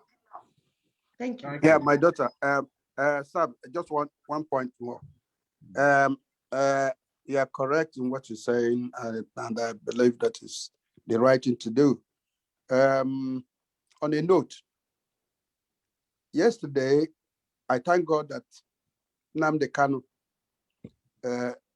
with all the shortcomings, has opened the eye of so-called minority people in Nigeria. And those that don't want to hear, they are now hearing. And that's the great achievement this boy has made. Like you said, we fought war and we don't want it again. I quite remember when we were living for overseas in 60s, they say, go and bring the golden fleece. And we said, some of us said that time, 5 years I'll come back. And today we're clocking, some of us 50, 60 years outside the country. And they are saying, suffering, tell me with my education and all my exposure, I'm at 80 years now. Tell me what Nigeria has gotten from me. I came back in Nigeria, I opened my office and operated for 20-something years. I lost millions up to today there. Idoju was the one that opened my office there. I employed 18 people then in 1982. So, but the war, we were the students that financed the Biafra Nigerian crisis in our own side that time. And we don't want to have that again. But then I am glad that yesterday, the Secretary of Umo Duduwa sent me a copy of their resolution. I read the thing, I said, aha. So these people have gone to this extent. It is the beginning. In history, they said the revival of classical learning, the awakening of Europe from its period of slumber. That is definition of Renaissance in ancient history. So I think it's awakening of people from slumber in so-called minority areas and then Yoruba land too. I must be frank to you. And we in diaspora, like you said, we have to link up back home. And it's unfortunate that we don't have cooperation of our people here. The type of boys and girls we have here are not the type that understand what is happening at home. Otherwise, I would have suggested that I was talking with some of my group friends here, whether to call some elders of Yoruba ethnic groups that we meet and say, this is the time, not quarreling Yoruba or Igbo or Edo. We must collectively work out mechanism of tackling this issue as quickly as possible. Thank so you, I think it's what we might do, and I'm still working on it to see how effective it will be. Let me help you there. Thank you. Help you. Yeah. Let's help you there, sir. What we want to, because we'll talk about information, you know, many of our people do not know that work has finished. When we say 21 years, it's not 21 years of scratching head. It's 21 years of sitting down, strategically putting plans on ground. What you see happening in Yoruba land is part of this Nina's work. So the only thing delaying it in Igbo land is that Nnamdi Kanu that you called, that criminal boy you just called. Because that is what we tell our people. While our people were sleeping, the evil one came into our land and destroyed everything that was being done. Nnamdi Kanu is a criminal. Nnamdi Kanu is fraudulent. We were with him. I was a coordinator in IPOB. So we are not saying what we don't know. Most of our people did not know what IPOB was doing, what Nnamdi Kanu was doing with IPOB. They did not know. And even some elders that we approached and said, this boy is a criminal. He's destroying what our brother Tony Nadi is doing. He's killing our youths. He's killing our youth both with ignorance and with war and with bloodshed. We told our people they refused to learn because they refused to listen. That's why we as daughters of truth took it upon ourselves to come and counter what he's doing and lead our people to the way they should go. So we don't want people that were not with us when we are suffering in the camp of Nnamdi Kanu to come here and give not even a single credit to Nnamdi Kanu. There's no positive credit to Nnamdi Kanu. Because this thing that is happening now, our brother Tony Nadi explained it to Nnamdi Kanu, sat him down, that he wanted to make money from the pain and the sorrow of my people. If you come here and mention Nnamdi Kanu, usually we will knock you off. But because you are an elderly person, we respected you, sir. So please, delete it in your brain that Nnamdi Kanu did anything. He did not do anything because mobilization is 5% of the Nina's project. Nina's project was divided in segments. That's why I say it's over 21 years that this work was planned and the execution was going on. Because of how dangerous it is, that's why we did not bring it up in the surface. Because bringing it up in the surface, it was a particular time. So bringing down the constitution was 75% of the work. It's part of the strategy. It's already done. We have it in our website. We have it in our platform where this whole thing is set up apart. Now, there's another 5%. I said 75. There's another 5%, which is called intra-regional alliance. That is for all the people in that area of Lower Niger to come together. That was already done. And after it, we had a solemn assembly, 2015. It was done, already sealed. It took 6 years to gather all the people in the Lower Niger block together. Then from there, you have another 5% called inter-regional alliance. That is alliance between the Lower Niger block, Middle Belt, and then the Yorubas. Like what you're seeing going on in Yoruba land is part of this thing. So that's 5% of the work. Then there's another 5% that is called international imperative. That is when Ninas moved to America to go and explain to America that what is going on is not headers farmers clash.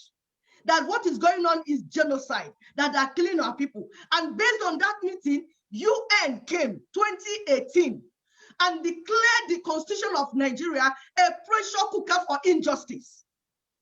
That's 5% of the job because these are stakeholders. We didn't want a repeat of what happened in 1967 when the international communities misunderstood what was going on and came and joined hands in killing us. That's why we sat down, Nina sat down to explain this, and that is 5%. Then there's another 5% of transitional government because we're not anarchists. We don't want to give opportunity for different warlords, like what is happening in Sudan, what is happening in some other places. We're different warlords. We come in and take advantage of the situation and start killing our people. We do not want that. So that is 5% of a normal transgression from this transition from the present government to the next government smoothly. But something needed to trigger the referendum because we need a referendum. That is where constitutional force majeure that was held on the 16th of December came in, something to trigger the referendum. So UN is already aware. The international community is aware. We don't want that strategy where somebody will say, let's go and kill our people, then the international community will come. It has not worked. It's a Kenyan style. It has never worked. And we don't want our people to die again. You remember what happened? Remember what happened in Rwanda? Tutsi. How people killed people. Did they come, did the international community come to stop it? No, we don't want that. That is like an archaic. I hope, I'm sorry, I hope you misunderstood what I said, please. Okay, sorry. When I Nnamdi Kanu, I'm not, Sab will tell you my mind about that boy. He was brought 8 years ago to me. I was one of the leaders of Biafra Students Union that time. I can't IBM and all these people. I interacted with. I was at the burial of myself. Sam will tell you. So, but the point is that when he came, he said he wanted to interview me. I said, no, I can show you the films of people killed in Maiduguri, in the Kanu, those days. From Eastern Nigerian Information Service, ENIS, it was called, our ministry that time, which we used to work during the Biafra Union. I have them till today. I can't even give it to me. I'm having them. But the point is that I wanted this boy to know. I said, you are not born. If you are born, you are a kid. He said, no, he wants to interview me. I said, I go. So I lost contact and everything about what do you call the IPOB. I am not for it. My friend, late Ikedife, told me what he told this boy, and he went outside, he started insulting the elders and all these things. So the letter Ikedife wrote when he was the chairman of Ohaneze, I have the copies, he gave it to me before he died. So that's, please, so that you don't misquote me. Okay. The only thing I said is that whether it's Nnamdi Kanu or what I myself or this, it was the agitation of our people that opened the eyes of other people in Nigeria. That's what I want to establish. Okay, sir. Okay, so that's the point. Okay. And then coming back again, mobilization I'm talking is, I looked around. The time we worked for Biafra, were the time students, we were all students. Today, I'm sorry to use the word asylum seekers. Some of them can write English, some of them cannot. Some of them cannot speak German. They don't have contact with anybody, both home and here. Okay, that time we were able to contact EU. We were contacting United Nations. I went to France. I went to Italy to make speech about Biafra that time, 1967, 1968, Portugal, and all these things. We had contact. We had our mark press in Switzerland for propaganda. It's called mark press of Biafra. W.H.W. Benhard. In Avenida de Torre, 49 Avenida de Torre in Portugal. That's our depot. So I don't want to tell much of other things, okay? But for you to know the person I am, okay? Yes, sir. That's the point, is that it's unfortunate that with these young boys here, you can't do anything. You can't talk with them. I said, collecting money every day, sending to America or sending to anybody doesn't help. That is not the issue. Thank you. You know? Daddy, So, thank you very much. Thank you very much, sir. Before you go, please, this is what we're trying to do. We're trying to streamline the process that we already have on ground. We don't want people starting random things here and there and, doing random things. The work has been done. Like my sister said, 21 years of strategy. If you guys can go on our website and begin to learn what has been done so that you will know where you would not breach the gap in whatever. Done. So that will really help. It will help us to get to our destination faster. What we don't want is to create the idea that, we need to start something. It has been done.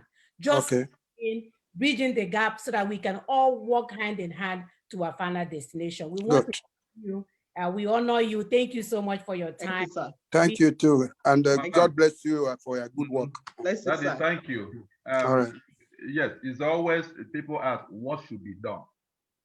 Fellow Nigerians, what should be done is stop those politicians from going to election 2023.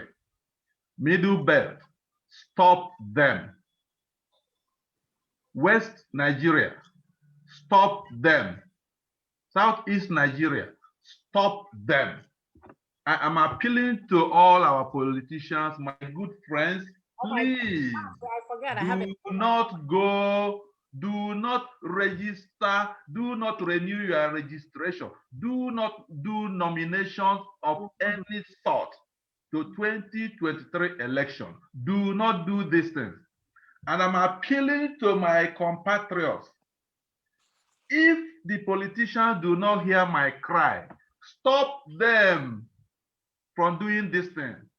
If you stop them, you have won the battle. Yes. The tears that Daniel shed today the young man from Akwa Ibom that was speaking today, shedding tears, his tears will not be in vain. Amen. Stop the politicians from going to renew this fraudulent constitution. That is the battle. Yes. You don't need bazookas. You don't need AK-47. Stop them. The Yoruba people are stopping them. The Yoruba people are strong. They are serious on it.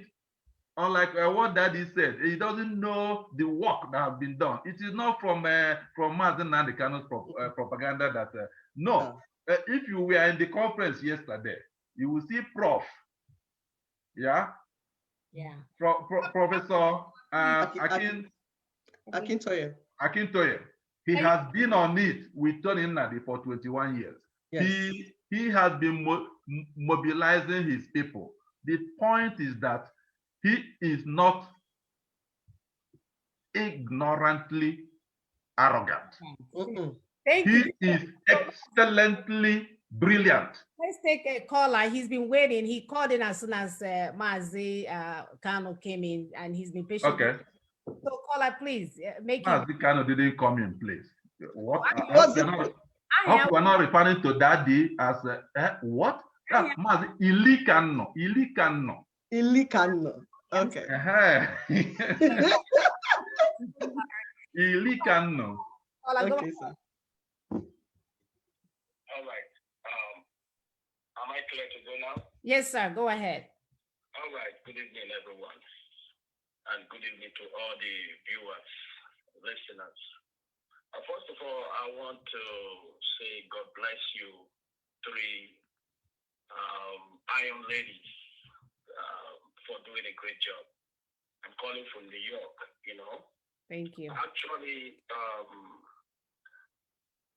people, this is the time that we need to wake up, Most especially our youths, those youths that's been using to manipulate the elections and, steal boxes and all that. It is time for them to wake up because they've not seen that this is not a child's play anymore. It's no more a joking thing. Mm-hmm. Nigeria is gone. This is not Nigeria that we used to know when we were growing up. Nigeria has been taken over from strangers. I can assure you, you see what the Ninas are doing. What the Ninas is doing right now, I think that's the greater part to get our freedom back. What they are doing right now, I think I listened to Tony Nnadi and this Professor Benji Akintoye when they were making their own, on the different show, lecturing people how all this problem could be solved. And they actually made it very, they made sense. There's a very big sense in what they said yesterday. It is hard time we stop this election. Because like Tony Nnadi had said, he said every 4 years we renew the Constitution. Mm-hmm. And it's the only way that we can stop all this fraud. That 1999 Constitution is a very big fraud. That is the, what do you call it, Decree 24 that is enslaving us today. First of all, I want to thank you guys immensely because this is actually, if you ladies can come on air every weekend trying to save our people from this mess, I don't see why our ladies back home cannot support you guys. Because they are the one in the problem. They are the one feeling the heat. You guys are in overseas. Of which benefit will it be for you guys if you participate or not? But you still bring out your time and do what you need to do. Just because you are so upset that the way your people are going is not the way an actual human being is supposed to live. And that's the reason why you guys have been coming out to preach to these people and let them know, educate them and let them know that this is your problem. The Constitution is your problem. We understand. Not everybody knows that. But every knowledgeable or educated person will know that the problem, the Nigerian problem or the Nigerian state today, the whole mess today, is coming from that Constitution.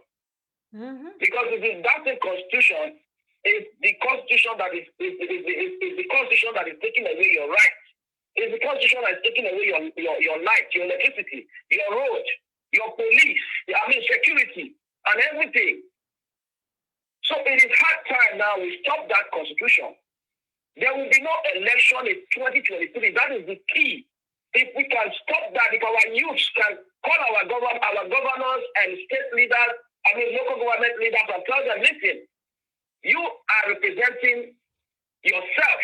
If you go to that place, if you go to Abuja, you are representing yourself. You are not representing us. Because we cannot support you while you support our enemies to kill us. While you support our enemies to take away our resources or whatever belongs to us. We cannot support you. We have to stop it. It's either you go for yourself, but it won't be from the people. That is the only way we can stop this craziness that they call Constitution. So I want to urge everyone to please do the needful. Like Minas, if you go to their website, like Freedom for the People, you will see everything, like what our brother, the man who was talking on the phone. If they can, see what they can do. Everything is already, like what our sister said, everything is already there. It's just for us to read it and, probably share the information to most people that don't even have a clue of what is going on. Nigerian youth, instead of coming to internet, be posting rubbish and be doing rubbish things. Our females, instead of coming to internet, to Facebook, you show your body and everything. Why don't you have the time to work with other youths and say, no, listen, that 1999 Constitution is what is depriving us from our benefit, from everything that we need to, everything that we need, that will make us live as a human being, as a complete human being. They are taking away our job. The Constitution has taken away our job. The Constitution has taken away our electricity, pipe-borne waters, everything that makes human, that gives human opportunities. The Constitution has taken away everything. The only way is to bring this Constitution down. So, my sisters, I'm very, very in support of what you guys are doing. All this beating the drum of war, this, that, we don't need that now. The only thing is that let us concentrate in bringing down this Constitution, join hands with Minas to make sure that everything that concerns the 99 Constitution is brought down. Like many people were asking Tony Nadi, what about if 91 days elapses? What about if 90 days elapses? What is going to happen? And they are so upset that Tony Nadi or Prof did not come on public to tell them what are they supposed to expect that Tony Nadi or Akintoye will say there will be war after 90 days elapse. And this is the type of thing most people want to hear. And when they don't hear it from you, they say you are not serious. Right. You see, so people are not, in fact, people are so myopic in their thinking. They are not educated. They don't think. Even though there has to be anything, it shouldn't be said on air. Hello. It shouldn't be said in the public. Hello. But if you are so interested, if you want to know, you go to the website, see if there's any what do you call it? If there's anything you can add to it. It's a job for everyone. It's not just a job for some certain people. Thank you, my brother. Everyone needs to work together this time now. This is the time now that everybody will need to bring out themselves as a volunteer to work with any group that wants to bring down this Constitution. Thank you, my brother. which Minas is in the forefront of it. So we all need to encourage and support. It's not the time to say, let us see if we can form another group to help. No, it is the time. Whatever To join hands. It's whatever time to structure join hands. that Yes. is already on ground is what we are going to support. Right. Thank you, It's my what we are brother. going to support. So that is my contribution. Thank So I you. want to say thank you very much for doing the great job that you guys are doing. We are watching. There is a lot of people who are actually following up, even though most of them haven't come out yet, but they are actually following up. Like most of the flyers, they are sharing it on their groups, sharing it to different people, most of the videos and everything on Thank how you. the Constitution should be brought down. Thank you. Those of us are sharing it. We are also educating people on it. Thank you. So that's why I said most people, they don't want to come out as in, they don't want to call, but they like to do their things, underground. Thank you. Thank you so much. We are total in support. We are in total support of whatever Minas is doing. And anybody giving a glory to somebody who is trying to create, who is trying to divide his people, trying to create problem, all forms and manner of disrespectfulness, it's not accepted. Of course. Of course. Thank you. Somebody talking about the Kano. No, my dear, we address my. I was one of those who supported him when he even came to New York. I was one of the coordinator of IPOB. Wow. But I opened my eye and find out that this is not what I need. And I did what? I left the group. I said, no, we can wait. Even though Nnamdi Kanu is preaching anything or whatever that people are thinking is right, that guy has a very big interior motive. He wants to be like Kim Jong of North Korea or this guy of Syria. He likes glory. So such kind of people are very big risk if it comes to freedom. Forget about pretending. When you see somebody who is pretending, you will know. Thank you, my brother. He already started the power worshiping, when you give him some names, those things blow his head. And he don't care who you are. Very disrespectful human being. Yes. So let nobody even talk about that guy. Of course, yes, he has woken a lot of people through his, mouth licking and through his ranting and everything. We call it radio outburst. But that does not mean that he has a pure heart. That does not mean that this guy is doing it based on God has sent me to free my people, and after that, I have no other thing. Even though even though they begged me to become a president, I will never become a president in my life. My mission is to help them, wake them up. But this is a different human being whom, if you even give him the chance right now, he will tell you to call him God. We know him. So let us not go into that anyway. Thank you, my brother. Because of time, this is the time we have to bring down that constitution in order for our people to be free. We don't need war.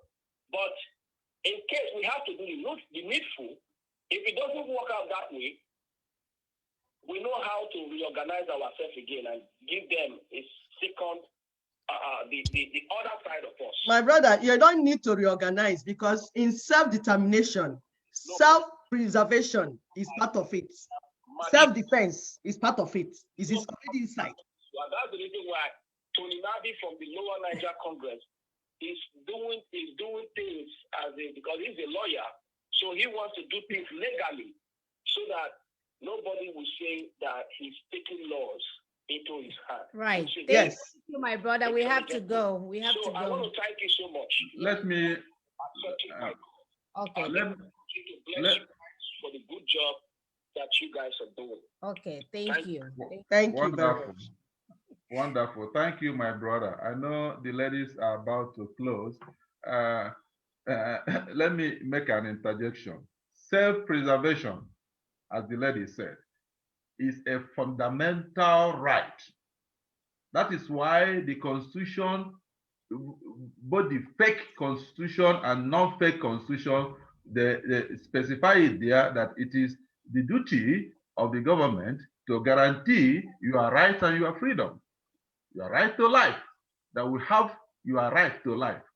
If people are coming to kill you and the government is not protecting your life, you have every right to look for every weapon to protect yourself. It is your right. Nigerians know that. What do you call the Thank Second you. Amendment in America? Gunshot. The Second Amendment in America is you can buy bazooka to protect yourself. Yes, for self-defense. For self-defense. Self-defense. If the government starts to attack you, you can attack back. That is the Second Amendment, and our system is trying to copy America. Nigerians, wake up! Wake up! It's your right to defend yourself. Thank you. They are waiting for. Yes, because we need to say, people come in and say, we will people come in and keep saying, oh, go ahead. They keep saying that Tony Nadi is a lawyer. He's doing law own. That law, self-defense is inside that law. Yes. But you have to defend yourself inside the law. That's self-defense. No, exactly. I was saying earlier, they're waiting for us to tell them after the 90 days, me myself from Houston, I will touch matches and throw it in there and say, and you have to go to social media and tell them that and say, hey, this is what I'll go to bring alligator pepper and put in your eye after 90 days. And see. But the biggest weapon is to stop our politicians in any way. We have to stop. Absolutely. I believe in power of conviction. That's why I continue to pray and beg our politicians, if you want to better my life, please do not renew this constitution and help us to make sure that we start making regional arrangements, regional referendum, and go to NINAS and see the framework has been prepared. The people have already talked among themselves. There are already agreements among the folk. Like the guy that talked from Akwa Ibom, his people have already talked with the EPIC. The EPIC people have already talked with the Igbos. It's not this ranting, you hear somebody ranting over there, Igbo from Kogi to Bayelsa. For goodness sake, there is, please, the minority people in the Southeast, know it that your rights are already guaranteed in the program of NINAS. That is all those things. When I saw them, I said, this is what our people need. Okay? This is what our people need. Go to the website and sign your support. NINASFFN.org. Right. NINASFFN.org. We'll also have that on our page as well. We've been sharing this for them, and we'll continue to share them. Share the good. This is the good news. You don't want to be one of those that was told that Christ has risen, and you're like, huh? Which Christ? You know, this is a no-brainer. It's easy. Share the good news. You don't have to die. I know as Africans, we always have to fight for everything that we got. We can't get an easy thing. For the first time in our lives, God is saying, okay, you can get an easy thing. It's okay. I have some guy, was working for 21 years while you were sleeping. It's okay, I made it easy for you. I didn't want you to go and die. He took all the bullets, he took all the heat, he took all the loss of money, he took all the loss of insult, he took them all for you to have it easy. It's okay, go and collect. Don't stand in line. Gaga collect here is there waiting for you on a platter of gold. I know some people say, oh, it can never happen. You can't get anything good on a platter of gold. This one has been given to you on a platter of titanium, which is bigger than diamond, which is better than gold. Is there waiting? Go collect. So as we end our show today, we're going to go home with, of course, go home with our take-home points. There you go. Go home with your take-home points. You know, and we say that the young people of Nigeria, they must be aware of politicians. We cannot say this enough. They must be aware of the pastors. They will never want that place to end, because people will go and steal money in the name of politicking and bring it to their church. They will never stop. Are we talking about the so-called senior advocate, my food? Who are they advocating for? They don't know their left from right. They dress like they are vultures. Who in the world is still wearing a wig from a dead woman's head on top of their head while they're in court? Who does them? You can see that they are not even, their mental capacity is not there. Who are they sitting advocating? Are we talking about the so-called influencers that Kirin Kachire or president with Peter Obi? He will sleep with all of them and pay for their houses, and they come out on air and tell you up PPD and FFP and all that stuff. We are sick of it. We are sick of people singing for those they don't know what they're doing. And we're telling our people, we no longer want you to speak without you doing your research. It's no longer okay. We are not okay anymore with Uche onye adịghị ya njọ, including a madman that is carrying If you don't go and research, arrogant ignorance. if you don't go and do your research and come out with the highest evidence base, you don't get to talk. Take your uche and bury it in your toilet. Throw it away. Uche gi danger. Uche gi danger until you do your research. Go and research before you speak to my people. Don't come out and offer us random things from here and there. It's no longer enough. We're not going to say uche onye adịghị njọ, uche gi danger until you do your research. Take it, that's your starting point. Say, we were told by our mothers today that uche anyị danger until we do our research. Don't come and speak to my people. So because of the gain these people will get from us, call them politicians, pastors, lawyers, influencers, they want us to deviate from the right path. What is the right path? The stuff that Ninas have put into place. The right path to decommissioning the illegitimate 1999 military decree, because we are giving it a glorious name by calling it a constitution. How about 1999 military enslavement of the indigenous people? That's the new name for it. So they must hold general election in 2023. Like we say, close your shop, close your shop. Close your shop. Close your shop and stop killing my people. Close your shop.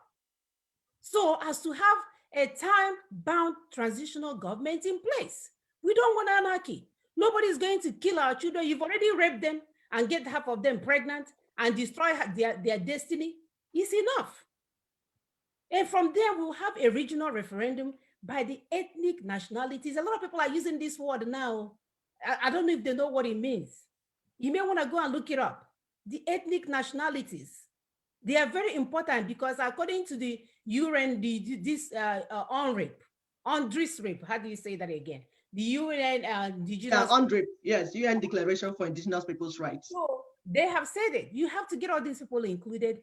Ninas has done the job. If you are trying to start anything, do your research on our website, www.freedomfromnigeria.com, www.ninas, FFN, FF standing for Freedom from Nigeria, FFN, Ninas, FFN.org.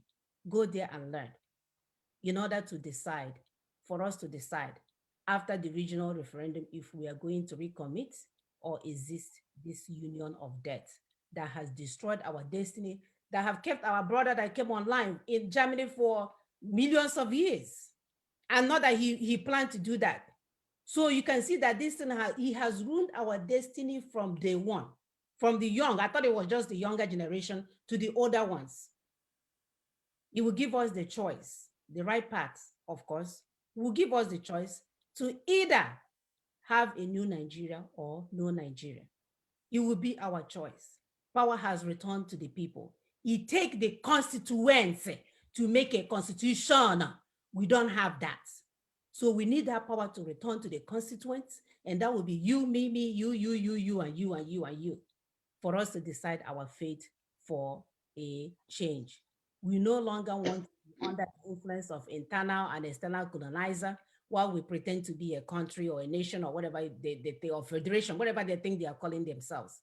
We are sick of it. We are sick of it. You're killing our Daniels. You're killing millions of Daniels trapped in that shithole, like he rightfully called it. We no longer want them in a shithole. The people that should be going in shithole should be the criminals in power that have taken everything that belongs to the people and will it to themselves. Enough is enough. The mothers, even if we have to come as a witch at night and suck your blood till you die, we will do so. And then you say you call yourself heaven, you call yourself God, and you think it's right for my people to be in bondage. That heaven should fall for all I care. The heaven should come to an end. It's enough. Thank you guys so much for joining us. I don't want to sweat because there's a job to be done. Sister, please carry along. Thank you so much. Thank you. Thank you, our viewers. We'll talk to our people in our indigenous language. We do have a language. We are a people, we have a language, we have a culture, we have a tradition, we have things to preserve, we have a heritage to preserve, and we are not joking about it, and we are not apologetic about it. Oh no. Ndị be anyị ndewo nu. Ka anyị kpokọtazie okwu anyị n'Igbo ka onye ọbụla wee nụ, onye ntị echi ka ọnụ, ma ikele ma nwata onye ọbụla ga-anụ. Anyị nwere ọkwa anyị na-ewetala unu si n'aka ndị otu a na-akpọ NINAS. NINAS bụ ndị jikọtara anyị niile, ndị niile nwe obodo, ibi na ọdịda anyanwụ, ibi na ọwụwa anyanwụ, ibi n'etiti mba. Anyị niile ejikọtago ọnụ wee na-akpọzi onwe anyị ndị nwe obodo. Anyị bụ NINAS. Anyị nwe ọlụ anyị ka ọ bụ ichekọta obodo maka anyị bụ ndị nwe obodo. So ozi a na-ewegara ya ndị ntorobịa na ndị agbọghọbịa ka ha nụ na ntị ha, ka ha kpachapụ anya maka ndị a na-akpọ ndị ndọrọ ndọrọ ọchịchị, ndị political parties. Ha ga-akpachapụ anya maka ndị a, ndị otu a achọghị ihe ọma maka ndị be anyị. Ha ga-akpachapụkwa anya maka ndị isi ụka,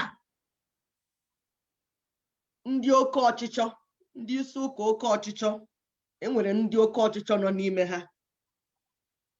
A ga-akpachapụ anya. Ị ga-akpachapụkwa anya maka ndị ọkaikpe, ndị lọya, ma ndị na-akpọ SAN, ma ndị na-akpọ SAND. Anyị ama ka akpọrọ akpọ, mana na-abụ ndị ọkaikpe. Unu ga-akpachapụ anya. Kpachapụkwa anya maka ndị emume, ndị mmemme onyinyo, ndị emume ihe onyinyo dị iche iche, ndị a na-akpọ celebrity ma influencers, ma nke nwa a na-akpọ onwe ha mahọm. Kpachapụ anya maka ndị otu niile a, maka na ihe afọ ga-eri ka ha na-achọ. Ihe ha na-achọ bụ ihe afọ ha ga-eri. Ọ bụghị ebumnobi ndị be anyị ka ha bụ n'obi. Anyị ejigo maka ihe afọ na-eli wee na-eduhie unu ụzọ. Biko unu esozina ha. Ọzọ, ha wee kwuo wee sị na ọ bụ otu ihe ka ndị niile ndị nwe ala, ma gị ma mụ, ga-eme ka e wee dọtuo ajọ ntọala 1999 Constitution nke kokere anyị aka n'ụkwụ. Nke mbụ bụ ịkwụsị ndị ndọrọ ndọrọ ọchịchị, ndị political parties, n'emume ịkwadobe maka ibinye aka n'akwụkwọ election 2023. Si ha mechie na ebe unu na-azụ ahịa. Maka ọ bụrụ na anyị akwụsị ha from ahịa ha na-azụ, ahịa ndị ohi ha na ndị Fulani na-azụ, ọ bụrụ na anyị kwụsị ha, ị mara na a ga-eme nke na-esi ya. Nke na-esi bụ ka anyị were iwe ọchịchị nnọchianya a na-akpọ transitional government. Ọchịchị nnọchianya bụ ha ga-eneba anya maka ịkwado maka ihe a na-akpọ referendum. Referendum anyị na-ekwu maka ya bụ referendum a ga-eme n'ogbe n'ogbe, na mba na mba. Ọ bụghị nke etiti, ọ bụghịkwa nke ndị Fulani na-eme. Ọ nke a ga-eme n'ime mkpuke, n'ime mba na mba, n'ime ogbe n'ogbe. Ọ ya ka ndị na-asị kwuru. Maka no referendum a ga-abụ ebe mba niile ga-ebinye aka n'otu n'otu, n'ogbe n'ogbe, wee kwuo na ha chọrọ ịba n'ime Nigeria, ka ha chọrọ ịnọ, ha chọghị ịnọ n'ime Nigeria. Anyị olugo oge anyị ga-ekwusi, anyị chọrọ ịba ma anyị achọghị ịba. Nke a bụ ihe anyị na-agwa ndị be anyị ka ha wee ghọta. So ihe anyị na-ekwu bụ kwụsịnụ ndị ndọrọ ndọrọ ọchịchị. Ha emezina politiks, ka anyị zọtagodo anyị, maka a na-agba azọta anyị ewee zọba ute. And onye ọkụ na-agbabie adịghị achọ oke. Ọkụ na-agbaba anyị, ndị Fulani etinye n'ọkụ na be anyị. So anyị chọrọ ịkwụsịgodo ọkụ na-agbanụ. Ihe nyere ndị Fulani ikike ịmụnye ọkụ n'azụ unu be anyị, ya bụ 1999 Constitution, a ga-adọtụ ya. Ndewo. Ndewo. Ndewo. Thank you so much. So might as well allow you to make it snappy, just your final take, so we can call it a day. Also on Yoruba or also on Igbo or English. English. Okay, gladly speak in English. Which way Nigeria? Which way Nigeria? Which way to go? One thing that unites all of us is our love for our fatherland. The problem only is that people don't just understand. Some of us, we are loving the roof without loving the foundation. Go back to your root, Nigerians. Go back to your roots. From the root, we can build the house. Make sure that your neighbor politician does not present his candidacy to the next election for the House of Reps, for the Senate, for the presidency, whatever it is. Make sure that they don't do that rally in that your village again. Get your freedom and we shall negotiate. We shall negotiate and build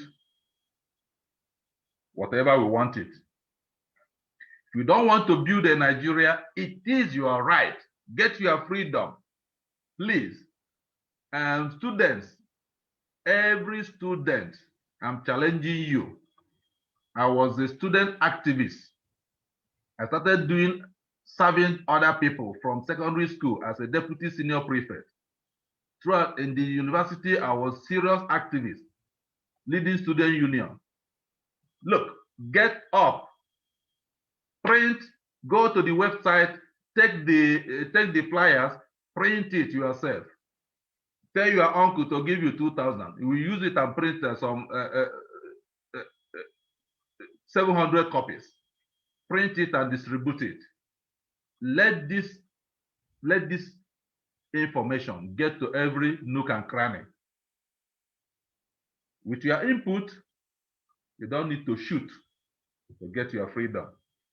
People have worked for you. I thank Ninas, every member of Ninas. I thank Tony Nnadi. I thank Professor Banji Akintoye. I thank all the members who put the 190 people who put their signatures on 16th of December into the declaration, the first constitutional force majeure. I thank all of you. I cherish what you are doing. I support what you are doing. Remember, the Fulani people, they are not just doing it out of wickedness. They are carrying out their program of faith. It is their faith. So it is your duty to save yourself. It is your duty to fight and save yourself. That's all I can say. Thank you so much for inviting me, Daughters of Truth. Any society that is led by a woman, that society has good luck. In fact, here in Germany, it was one of my dreams, and I realized that dream, to empower our women to get into leadership of Nigerians in diaspora organization. As I speak to you, the president of Nigerians in diaspora organization in Germany is a woman. And she does not hide it to say that I mentored her to that position. At times she calls me, he said, Daddy, you've killed me with this job. Oh.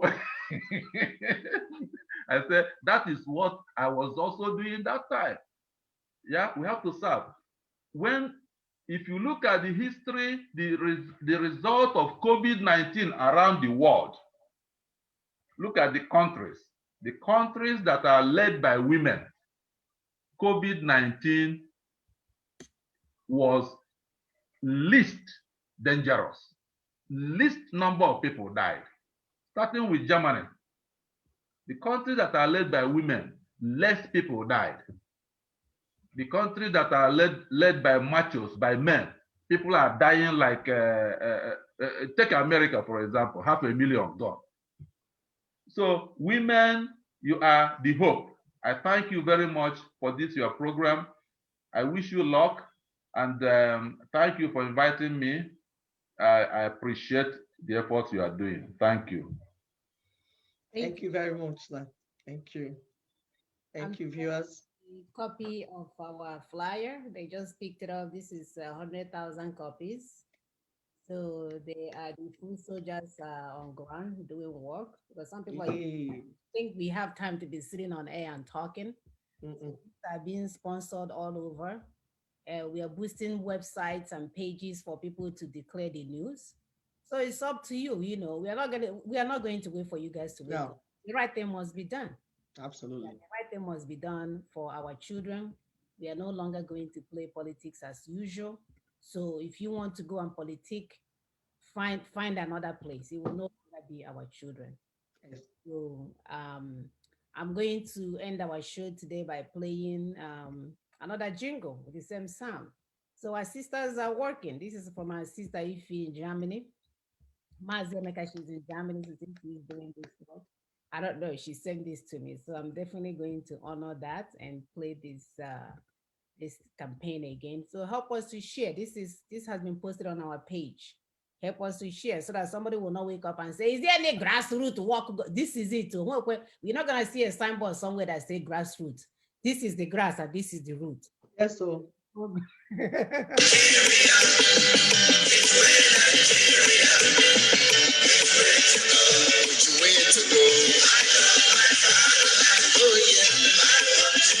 Yes, I want to know which way Nigeria.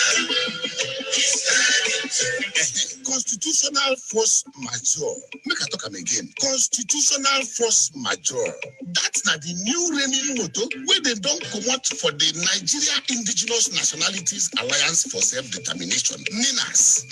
Constitutional force majeure. Now waiting we go take forward march to freedom all the ethnic nationality them where they don't throw away inside cage for this dungeon where they call Nigeria. If you never know us before, now we be the people of Middle Belt and South. We don't join hands together to formulate the Nigeria Indigenous Nationalities Alliance for Self-Determination. NINAS, listen to this one. On 16 December 2020, now we don't declare a constitutional force majeure on the fraudulent Nigeria Lai 1999 constitution. Now the Yeye Fulani ethnic minority carry this sufferness throw away for the head of the people who get the land in the first place since 1999. As they don't condemn that 1999 Wayo constitution, NINAS don't direct the Nigeria government to gather a national roundtable meeting where we for talk the kind style where we go take sit down for inside our region on top country where we dey sleep for only one eye. This now waiting that big grammar constitutional force majeure go do suffering and smiling. It don't do. Nigeria people don't suffer it. What do we never see? Nigerian people don't chop fear from out. All the land of the South and Middle Belt don't turn to river of blood. Waiting. All because of this evil Nigeria 1999 lie constitution. I beg, true to God, they don't push us reach the wall. Nowhere to go again. Enough is enough. So therefore, everybody, make una come. Make we join hand now with NINAS. Make we for support the constitutional force majeure to free ourselves from the Fulani British captivity so that we go forward march into a free nation where your security and development is guaranteed. Oh yeah, yes, I want to know which way Nigeria is turning to. Awesome. All right, sisters and brothers, thank you guys so much for joining us. It's been a long one today. Where we enjoyed it. Mazi Emeka, we enjoyed you so much. You actually wowed our viewers today. So we thank you so much for taking time out. We know you're very time constrained. You take time out to come and educate our people. That shows that you love your people. So we thank you so much for that. And we look forward to seeing you in a new place.